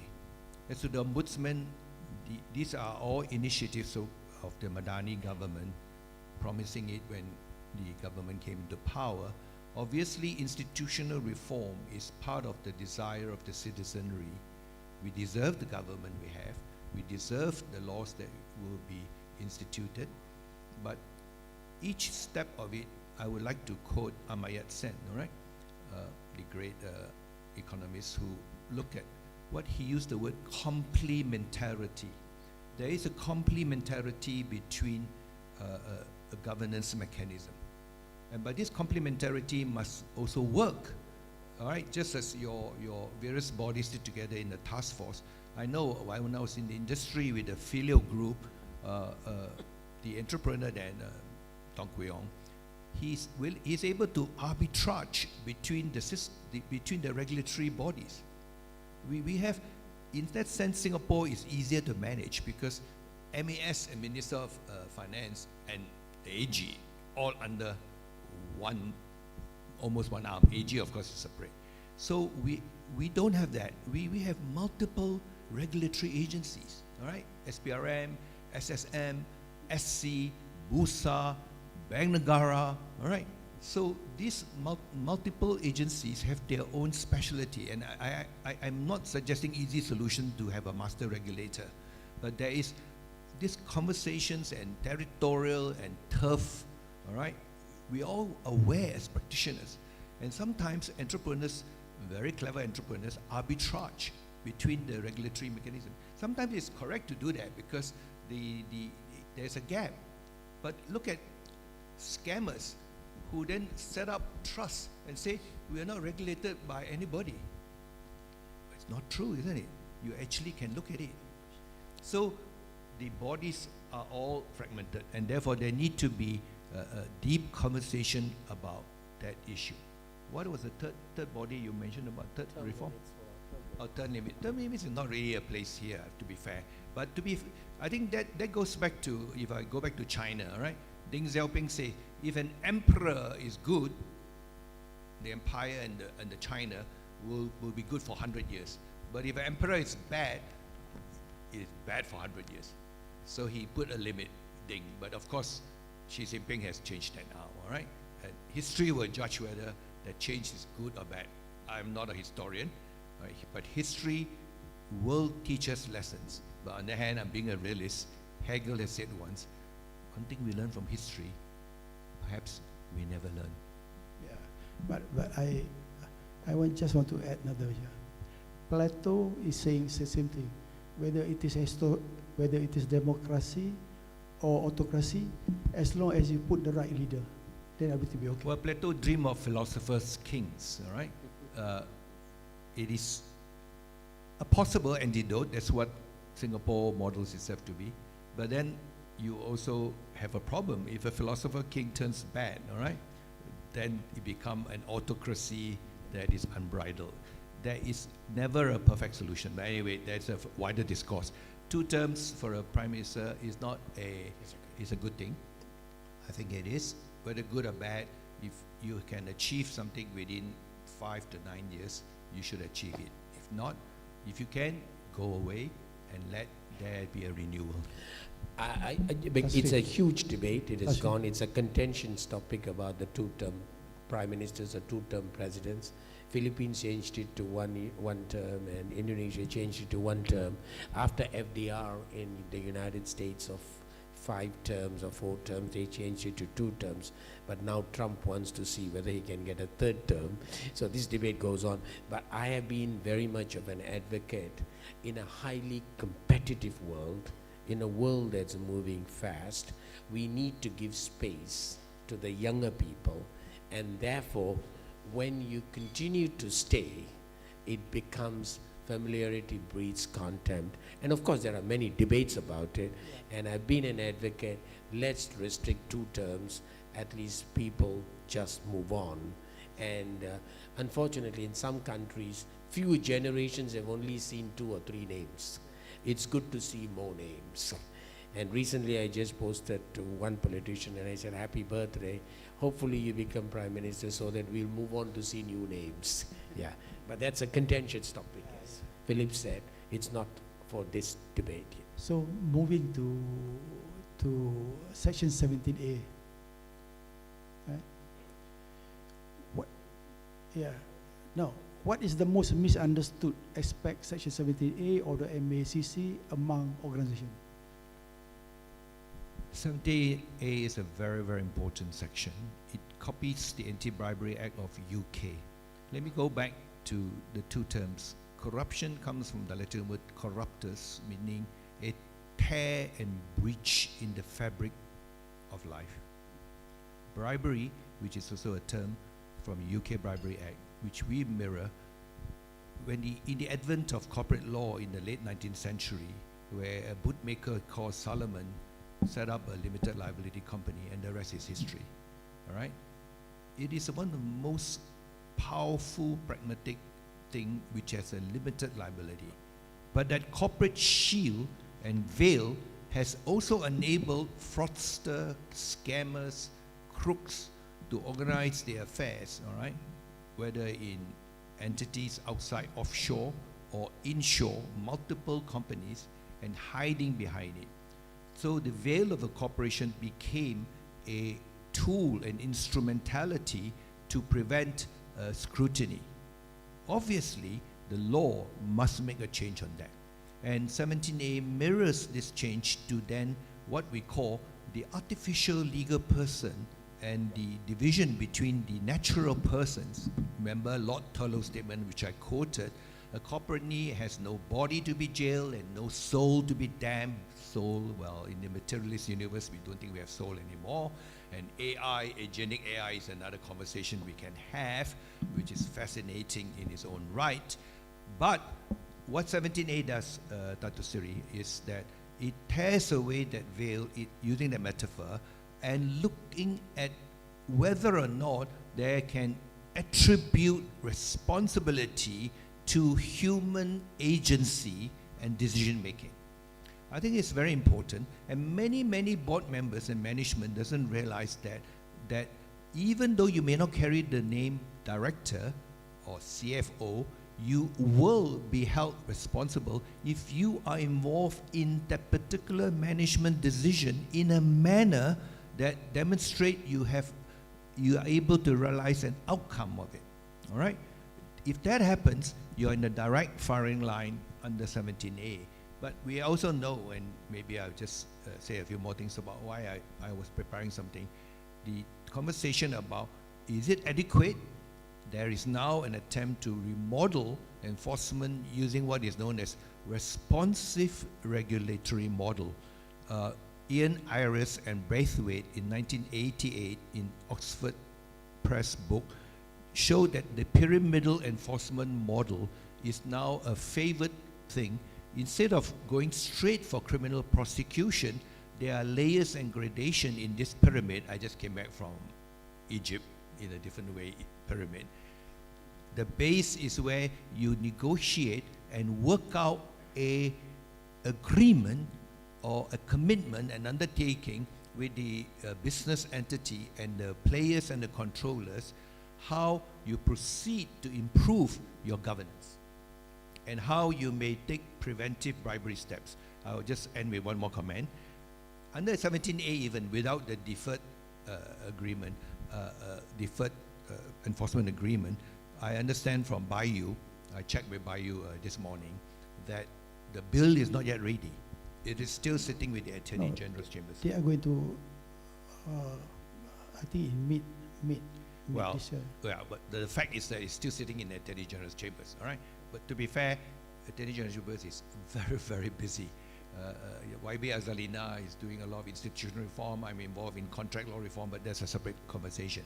The point now is, even with 17A, we know that there is existing prosecution, and there is also a kind of a settlement, all right, with some entities to agree that they will under 17A, instead of prosecuting, they agreed to do, and the DFA has not yet ripened, because you cannot put in this without amendment. if you don't have the amendment, the SPRM will be acting ultra virus. That means, again, corporate players will push back. When you prosecute, if they have enough energy and money, they will then defend. They employ expensive lawyers, all right? And they will then push back and argue that you're under judicial review. So you have organs of the Constitution, Attorney General's Office, and then the law, SPRM, or whatever regulatory agency, and then you have the regulator who pushes back. And this drama is played out. I think I should stop saying anything more. Just 1 minute. What is the reason? Sorry? What is the reason of DPA? Is this just you want to make more money, the government to make more money, and then lesser the punishment on the so-called politicians? Not really. I think the pyramidal model of IS and Braithwaite is fascinating. I remember the conversation we had when I was in the industry, when I was in Filio in the Federation of Public Listed Company with the late Tan Sri Najmuddin. Munir was there. That time, SC, and I'm not SC bashing here, otherwise I become persona non grata. All right? They talk about deregulation. But look at the deregulation is all welcomed by many of us, disclosure based. But on the other hand, when you have a rapid deregulation, you have problems arising to what happened to the Asian crisis, right? Where players go unbridled. So I used the word re-regulation, and then Munir said to me, Mr. Koh, I don't like the R word. Anyway, whether or not, but that when he joined the industry, he realized, ouch, all right, we need to now look at not so much regulation, but I would like to use the word responsive regulation, all right? The regulation that engages stakeholders, players in the marketplace, listening to the stakeholders, and inculcating in this conversation a dialogue that is concrete and meaningful, all right? So that the particularities of business decision making is appreciated by the regulators. Very often, and I'm not discourteous to regulators, they have not run the company before. The pressures that is there and the cost-benefit equation, all right? These issues need to be engaged. So to my mind, Dr. Suri, and my learned friends in the panel, this dialogue between industry and regulators, responsible regulation is what we really need to deal with. And we need to have this conversation. Thank you. Thank you so much. Dr. Jimmy, what are the key governance structure genuinely reinforce board accountability? Before I answer your questions, I was very impressed by Philip, your last point, responsive regulation. As the president of the Malaysian Independent Non-Legislative Director, I call it MINET in short, okay?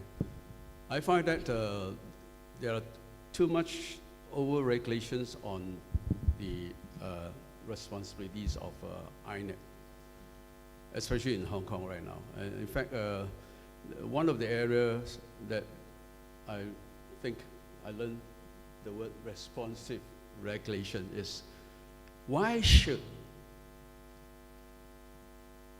the stock exchange limit a person to take up only maximum 5 appointments? Where is the basis? Is it arbitrarily fixed at 5? You like the 5 figures? Or why can't it be 10? Now, I would argue, that the responsive regulation is, if you look at, say, the managing director of Price Waterhouse or Ernst & Young or Pitt Mavic, I don't think they can even take up one post as an INET because they simply don't have the time. But to some of you who are going to retire soon, I'm sure you have a lot of free time. And your experience, your qualifications will be able to contribute a lot more towards corporate governance because you have the integrity, you have the experience, you have the credibility. So these are the people, I think that's why you say, wow, we are going to be responsible. I think these people are well qualified to have 5 or even 10. Why must it be 5? You can have 10. Because I'm speaking from my experience, I have 16 appointments in 1 year. I can cope because I have retired. My job was to do INET full-time. And that makes me even more professional, right? Because I encounter more, listed companies' affairs. So I'll be able to advise my board of directors, don't do this or whatever, because you have an example in this case. For example, okay, going back to your point, the question is, what key governance structures genuinely reinforce the board accountability? Only just 10 minutes ago, I'm trying to figure out, my thought is always instant, We have horse racing in Hong Kong. We say, do you trust the jockey or you trust a horse? So that is, there's a system in racing, okay? But you have the human being, there's a question, do you have trust a personal integrity or you want to trust a system? So as you know, you can juggle.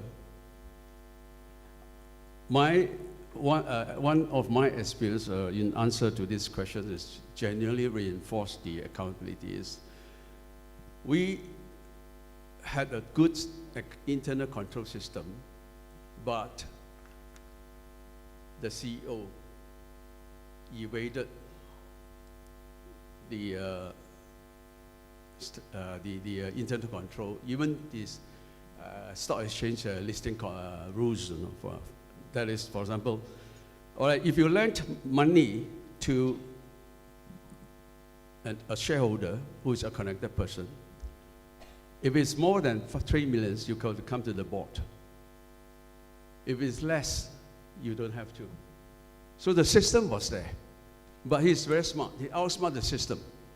Just like the jockey outsmart, he can, control the speed of the horse.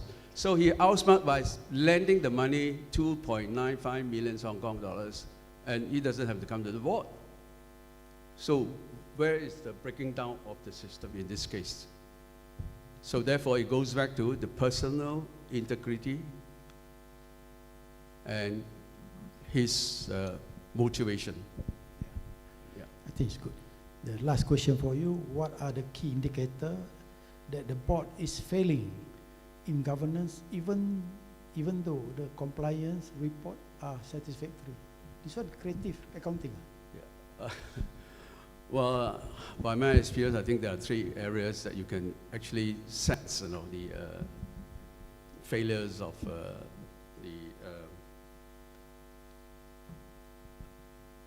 the failures of a company. Now, I'm going to give you a lot of examples in this case because of my research here. I probably don't look at it. So the first one is, they call it, there are red flags from behavioral and cultural dynamics. What does it mean? So behavioral, for example, in the board, if the board is so bossy, especially those family-run listed company, the father say so, nobody can say no, okay? And in a lot of organizations also, like one MD, I suppose, the powerful CEOs, if he does anything, nobody will dare to say no. So this is the first sign of the collapse of corporate governance. When you have when you have the board with all yes men. I give you another example, very personal to me, because one of my friends, well, he has a listed company in Malaysia, but collapsed. Because there was one occasion where they have a management meeting to launch Baba Yonya project. I don't know how many of you, if I say Baba Yonya project in Malacca, you know who is the boss. I don't want to mention the boss. So next to me was a project manager and said, Jimmy, can you say something for me that we want to hang the bunting in and around PJ, so that people, that this is affluent area who knows that we are launching a Malacca project in, called Baba Yonya, they'll be interested. I said, Philip, why can't you say to your boss, I'm only an outsider, so happened your boss asked me to sit here and listen to your management meeting. I said, why can't you say it? No, if I said it, somebody will shut me down. Okay. So that is the internal politics or that the boss somehow cultivated. And of course, there's a lot of second, maybe cliques in the management team. So this is no good for corporate governance because nobody dare to speak up because of fear. Yeah. Okay. Okay. Yeah. So thank you because we have now the third round we open to the floor. Right? Please give me or give us the name and let us know which organization you come from, and then you can choose which panelist you want to ask him or ask him to answer. Any question, please? Yes, sir. Ada mic.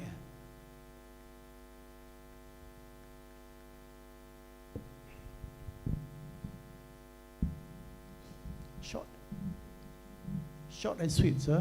Answer question. Good afternoon, ladies and gentlemen. Saya sebenarnya mewakili rakyat biasa. Oh. Tapi sebelum tu saya harap no record, because when I express as a rakyat biasa, saya nak luahkan perasaan sebagai seorang rakyat biasa. Kita kerja kuat, kita tulus mumus cari makan, tapi keadaan Malaysia dari segi korupsi memang tak boleh kontrol. Bagi saya sebagai seorang manusia, kita pandang, katakan sekarang saya ada RM10. Kalau nampak kawan saya mempunyai RM100, saya rasa saya nak achieve RM100 kena buat sesuatu kan. Kita kena kerja kuat. Kalau saya makan gaji saya RM1,000, saya nak jadi seorang businessman, dapatkan RM10,000. Tapi saya nampak ni dekat Malaysia, dari segi politician, yang kita tahu rakyat biasa, kita tak puas hati sebab kita kerja kuat, kita bayar taxes, kita bayar SST, kita bayar GST, okay? Tapi kita sakit hati, wang yang kita dapat ni bayar taxes ni untuk pembangunan negara Malaysia, ekonomi.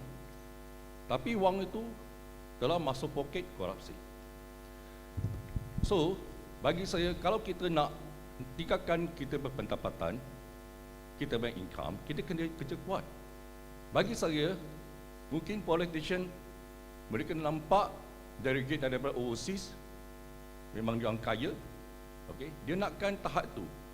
Padahal dia kena kerja kuat lah, betul tak? Tapi, senang saja. Dari segi corruption, wang masuk saja. Okay. So, saya sebagai rakyat Malaysia biasa, kita nakkan, yalah hari ini saya memang nampak MACC dekat sini, Police Force dekat sini, memang saya happy. Sebab apa yang saya luahkan ni, perasaan rakyat biasa. Okay. Saya perlukan kerajaan, MACC, Police Force, kuatkan tahap ni. Okay. Okay, terima kasih. Thank you. Actually the answer, right? Not only the government have to work hard to curb corruption, but we are mostly givers, right? Don't give, right? That is one. You can answer, sir. One of you. No, this is precisely the issue, the giver and the recipient. There's a lot of lament that why do the giver need to give? And using the word culture, although I don't like the word too much, Gibbel says when maybe use the word culture, I reach for a gun. How do you unpack this ethos? But this is a very, very complex issue in terms of if the giver don't give, somebody else give, he lose the project, all right? These tensions are played out daily from minor bribery to grand major projects. This is where the DFA comes in. If DFA comes in, then the giver, which is industry, will then have to think about the morality and the legality of the actions. This is not a simple issue, and since I have the floor, can I just add one more point? Because I like theory. In my study of law and economics, Ronald Coase long ago says, right, and I bastardized that phrase, bastardized Coase theory, every rule that people make, the regulatory will find way to circumvent it. There will be a cost, there's transaction cost. In my short journey when I was a Fulbright in Harvard, under Oliver Hart, the corporation is a nexus of contract. And this nexus However, it's an incomplete contract. No agent in a corporation will optimally do what is the correct thing or proper thing for its principal. But this transaction cost need to be addressed. And it is a realistic issue. We can moralize, we can pontificate, we can lament, and of course, as ordinary rakyat, as my saudara say, we cry and we feel the pain. But we need to apply our mind. We need to say that we will journey in hope alongside with our enforcement officers and our policy makers to shape a model. And I teach a subject called Law and Literature. I like Shakespeare's statement in King Henry. We first survey the plot, then draw the model. And when we see the figure of the house, then must we rate the cost of the erection, which if we find outweighs the benefits. What do we do then? We draw afresh the model. Let us not be in despair. Let us not grip with cynicism, because not for ourselves. I play with my grandson, and my grandson said to me, Gong Gong, the dog is a bad, and I said, it's a good dog. It's a mix-up dog. Then I said, what about people? We are mixed-up people. A child teaches us we are all mixed up, but we will affirm our better angels by shaping the law. Thank you, sir. Nice, sir. Yeah. Maybe 1 minute. by my observation from the businessman perspective, what we need is, of course, a good legislation. We need a level playing fields. I'm referring particularly, let's say we want to tender for a government contract. If it's not a level playing field whereby the tenders are very opened, but because somebody so-called corrupt, you get the contract. So it's not no more a level playing field.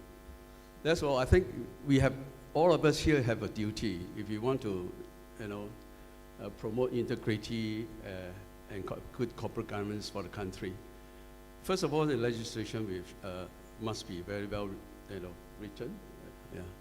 And of course, MACC, which I compliment, you are there to watch out, the foul players. All right. And we businessmen should promote integrity and credibility by not encouraging any under-table money to get short-term gains.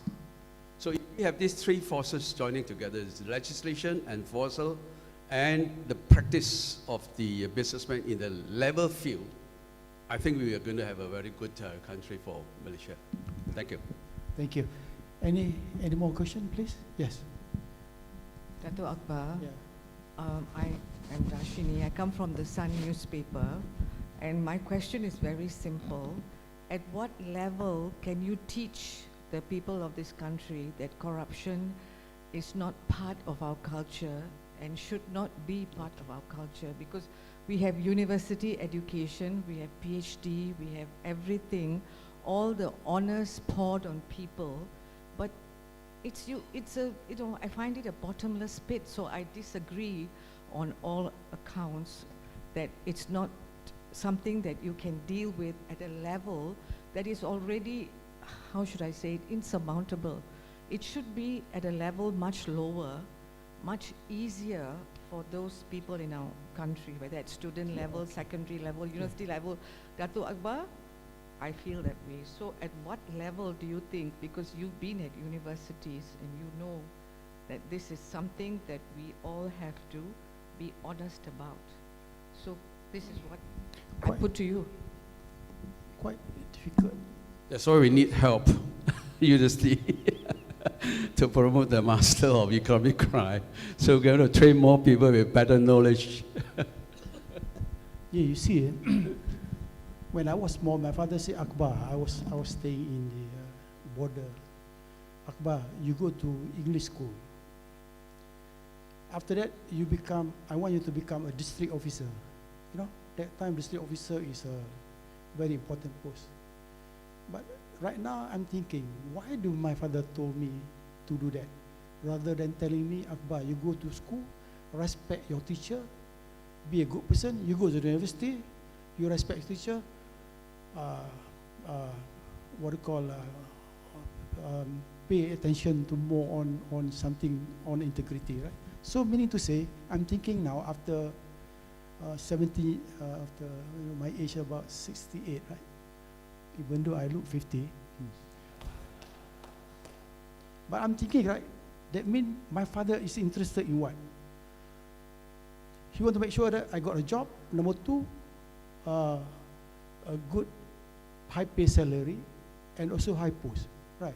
So meaning to say, I was thinking that our school system, we don't care about integrity, but what is important for us is, once you are successful in university, you can get your work and you become rich. So I think this kind of what I call thinking, we have to relook. Number two, if you go to Denmark, to change this mindset of the people, right, to be a good person, and they get the least corrupted country in CPI, they have started in 1802, you know, 1802. That's why until now, it takes at least 200 years. Right? So I think the best part will be to educate the, kindergarten, what we call it, kid, right? Because this is the best time to educate them. But we have to make sure that we ourselves, father, we are not corrupted. Right? Even though you import, again, like the best lecturer from UK or from Harvard or from Oxford with PhD, with specialists in or specialized in child development or counseling, whatever it is. But you give the best education to them, but even at home, if we ourselves as father, our generation, my generation is a baby boomer, right? So I think majority of us are corrupted, huh? Correct. So I think it's quite difficult to be. If you see this model in Sweden and Denmark, even though they educated their kid in that manner with not that too complex curriculum, simple curriculum, teach you how to be a good person, and then in the evening go to the railway station, queue. So that's what they teach. But when they go back, because their parents are okay, least corrupted. Our problem here, if we follow that model, but we are still, not equivalent to the parent that it is in Europe. So this is a big problem. So I think the first one, we need a sincere, strong political will. Sincere. You really want to curb corruption. Number two, of course, reform must be effective. But most of our school system are politicized. That is another problem. Third, of course, this is very important. We have to get support from the public. So I think to me, right, the most big giver are the private sector, correct? And of course the public. Right? So we have to learn. I don't know how to do this, because if you don't give, then therefore you cannot get your contract. There's another problem. So I think the education system and also the leader have to think, in order to achieve this. It's quite difficult. It's quite difficult. Thank you.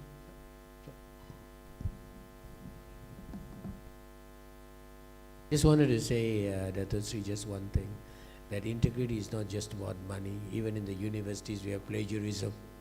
Yeah. It's about intellect. Yeah. So I think to answer that question, very simple but very complex. It has to become a way of life. Like what Dato' Sri said, it has to start from schools. It's spirituality, I think, but I think it has to become a way of life. And that's not something very easy to build, but we can do it if you want to do it. So maybe last question, right? Yes, last question, okay. Last question. Isa, short one. Okay, I'm very good morning. I'm Isa bin Ubakar from Persatuan Bekas Pegawai SPRM. Okay, my question, how can integrity survive in the environment which fear unnecessary pressure and interference from evil decision maker? Sir? Can you repeat the question? Slowly, Pak. How can integrity survive in the environment with fear, unnecessary pressure, and interference from evil decision maker?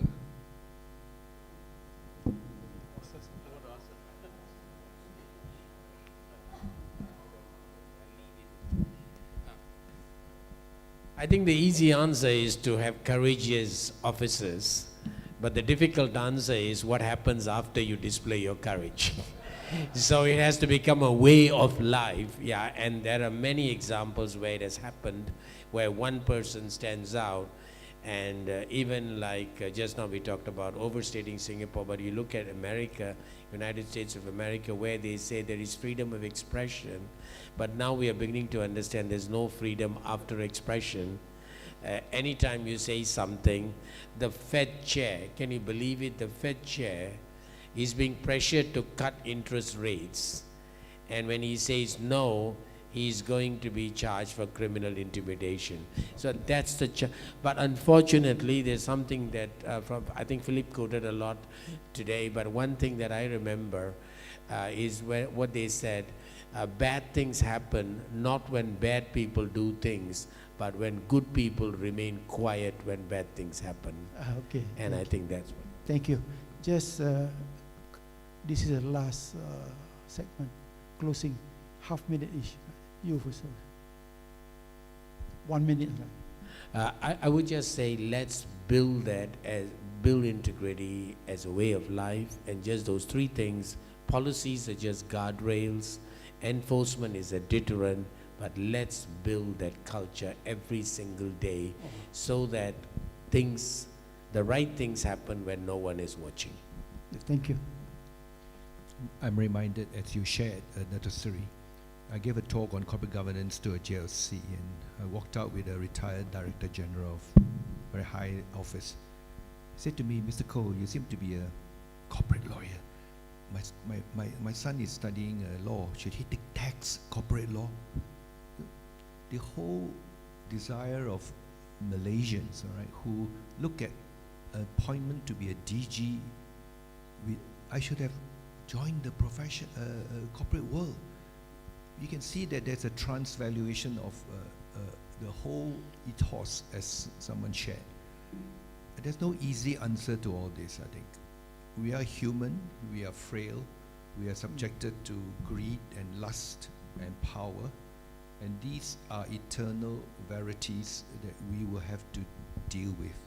In the concreteness of corporate governance, since I have the floor for half a minute more, there is also the issue, of course, your point, Tan Sri, and my learned friend Jamie.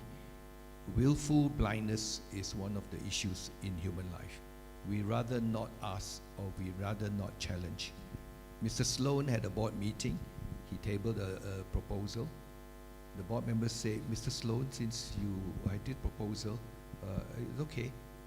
Gentlemen, looks like you have never read the board papers. I shall adjourn this meeting so that you read the board papers carefully and come and challenge whether my proposal is sound or not. How many of our corporate boardrooms does such a thing? Perhaps our homo hierarchicus, our neo-Confucian ethics, our feudalism, all right? When feudalism and our neo-Confucian ethics meet the marketplace discipline and the governance issue, we need to find a balance of the East and the West. And maybe, as Rudyard Kipling say, will the twain ever meet? Yeah. I think it can, and we can work on it. Thank you. Thank you. Dr. Jimmy. Integrity is a very major issue. Today we are here to learn more about corporate governance. And corporate governance applies greatly to corporations, especially listed corporations. So we have listing rules to comply, we have moral, we have cultural to look at. So a bit of advertisement here. Maybe if you want to learn more about corporate governance, come and join MyNet as a member, because we just signed a MOU with HELP University, thank you, Datuk, 5 days ago, to launch a joint certificate in corporate governance. which consists of 4 quarterly courses intakes. So 6 Saturdays per course, all right, 6 modules. So that's where I think to answer the lady, you know, how you will cultivate a culture through education so that we are practicing the same standard of integrity. So therefore, the playing field is going to be level because you cannot have 4 of us competing for a tender. You pay $100,000, he pay $1 million, he get a job. I didn't pay, 2 of us don't pay. So that's not level field that I'm talking about. So for corporate governance, I think we have to work together so that this country is going to be run very fairly and very, you know, clean. Thank you. Thank you. So, ladies and gentlemen, please join me to give a round of applause to the panelists. Thank you. And also a round of applause to all of you. So, we will end the session. Thank you very much, sir, Tan Sri, Mr. Philip, and also Dr. Jimmy. Thank you very much, and we hope we meet again. Thank you. I hand over the... Thank you so much, our panelists, your chairperson. Can I request all the 4 gentlemen to remain on stage? And I would like to invite Dr. Paul Chan, Dr. Professor Prof. Chan on stage to deliver token of appreciation to our chairperson, Dr. Sri Professor Dr. Akbar Sattar, the Director of Institute of Crime and Criminology, and to our 3 panelists. It was indeed very deep and very useful and engaging discussion. There's a lot of discourse there, and don't worry, we can continue our discussion and discourse during lunch. So first, we present to Tan Sri Datuk Dr. R. Palan, the Pro-Chancellor of University of Cyberjaya. Next, to Mr. Philip Koh, Tongi, Senior Partner of MERS, Mah Kamaria, and Philip Koh, and also Adjunct Professor of University of Malaya. And next to Dr. Jimmy H. Lok, Founding President of the Malaysia Independent Non-Executive Director Association, MINED. And not to forget last is to our chairperson, Datuk Sri Professor Dr. Akbar Sattar. Thank you so much. Yes, big round of applause to them. Thank you, gentlemen. Perhaps next round, the masculinity is really strong here. Maybe next round we would have a flower installed on stage with 1 or 2 women panelists. You have a view from the women as well on integrity, right? Okay, thank you so much again.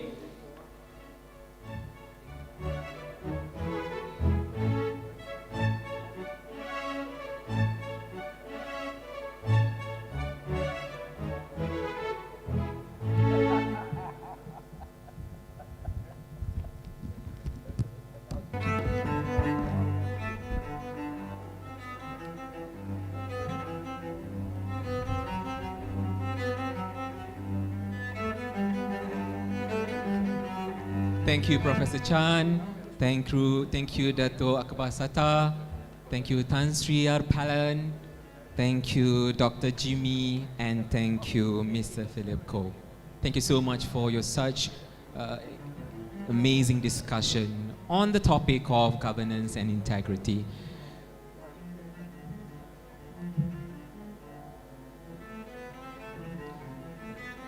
And now, without further ado, I would like to invite Yang Berbahagia Professor Dr. Andy Liu to give a short speech of a closing remarks to set the tone to end our event today. Please welcome Professor Andy.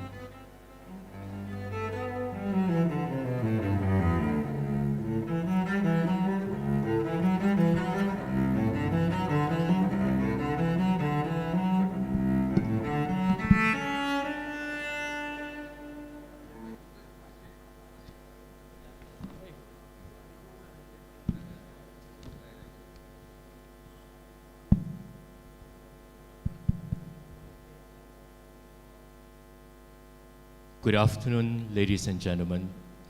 As you all know, it is always a challenge when you stand in between a person and his lunch.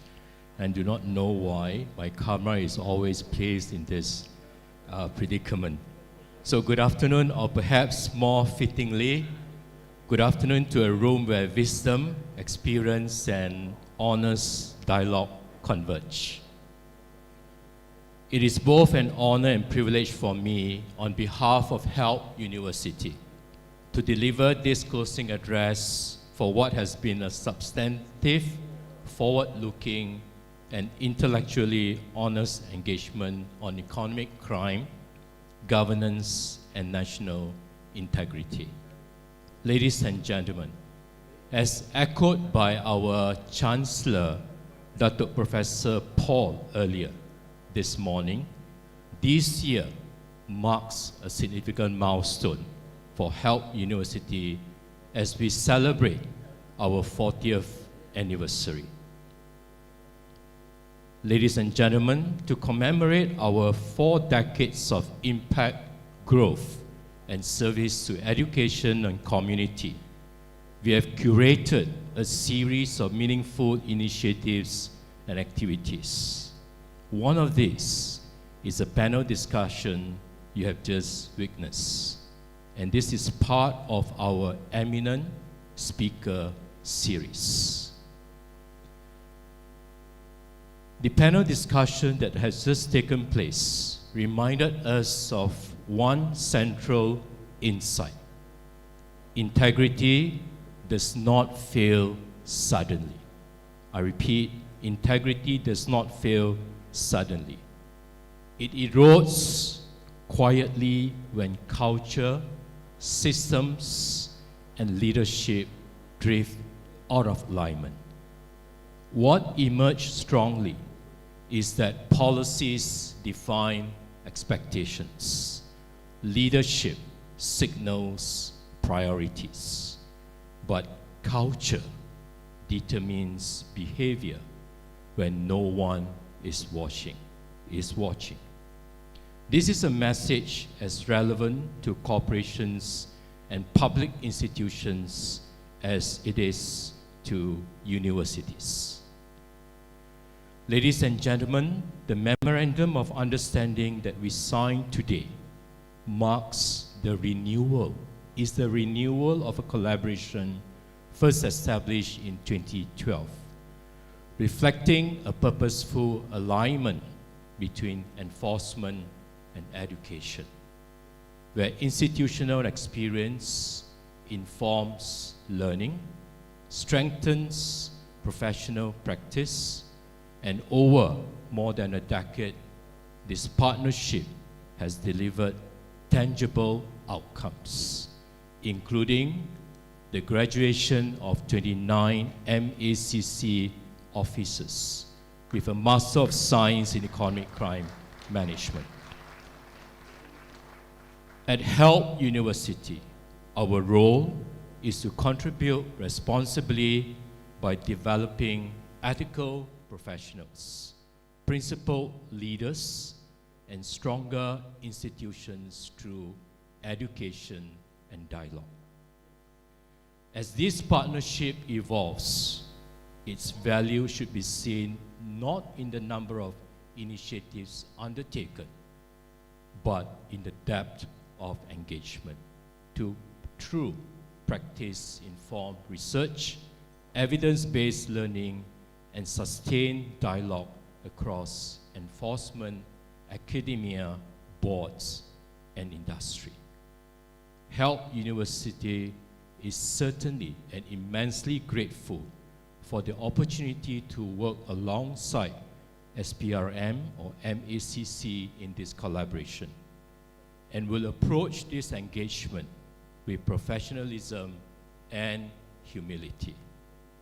Within our educational remit, we seek to play a supportive role in Malaysia's ongoing efforts to strengthen its standing in the Corruption Perception Index, in line with national aspiration to reach the top 25 globally by 2033. On behalf of HELP University, I wish to express our sincere appreciation to Yang Berbahagia Tan Sri Datuk Sri Haji Azam bin Baki, and the entire Malaysian Anti-Corruption Commission team for the trust and confidence extended to us and for the opportunity to work together in the service of the nation's broader public interests.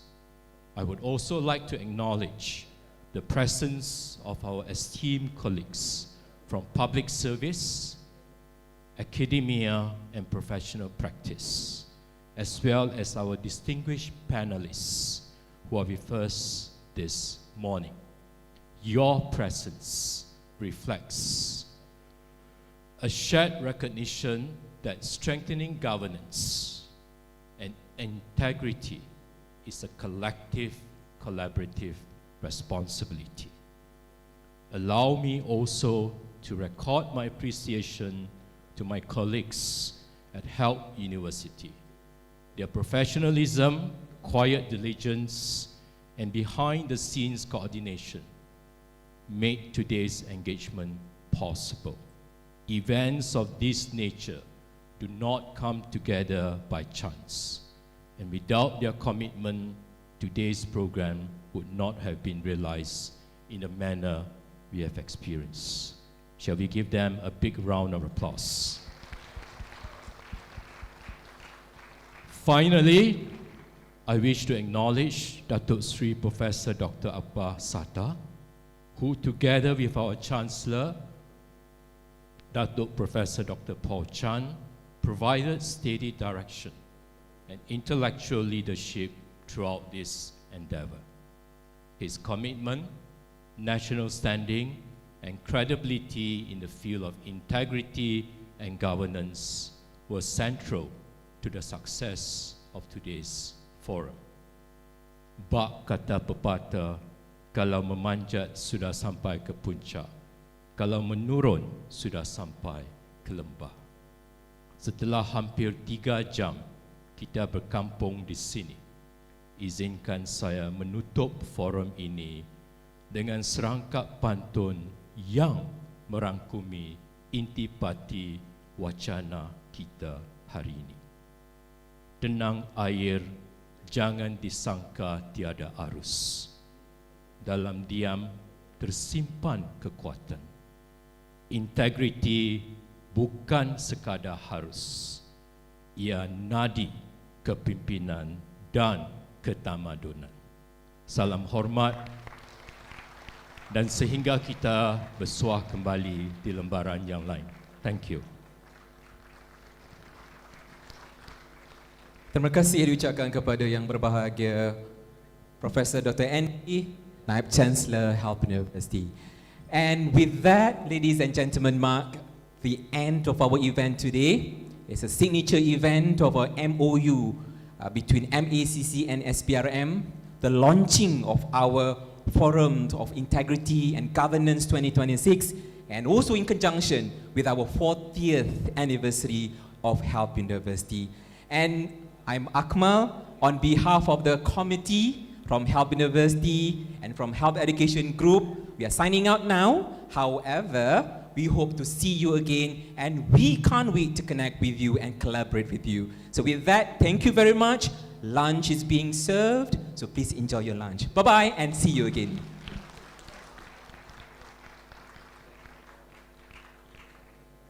Yes, for table 1, 2, 3, 4, and 5,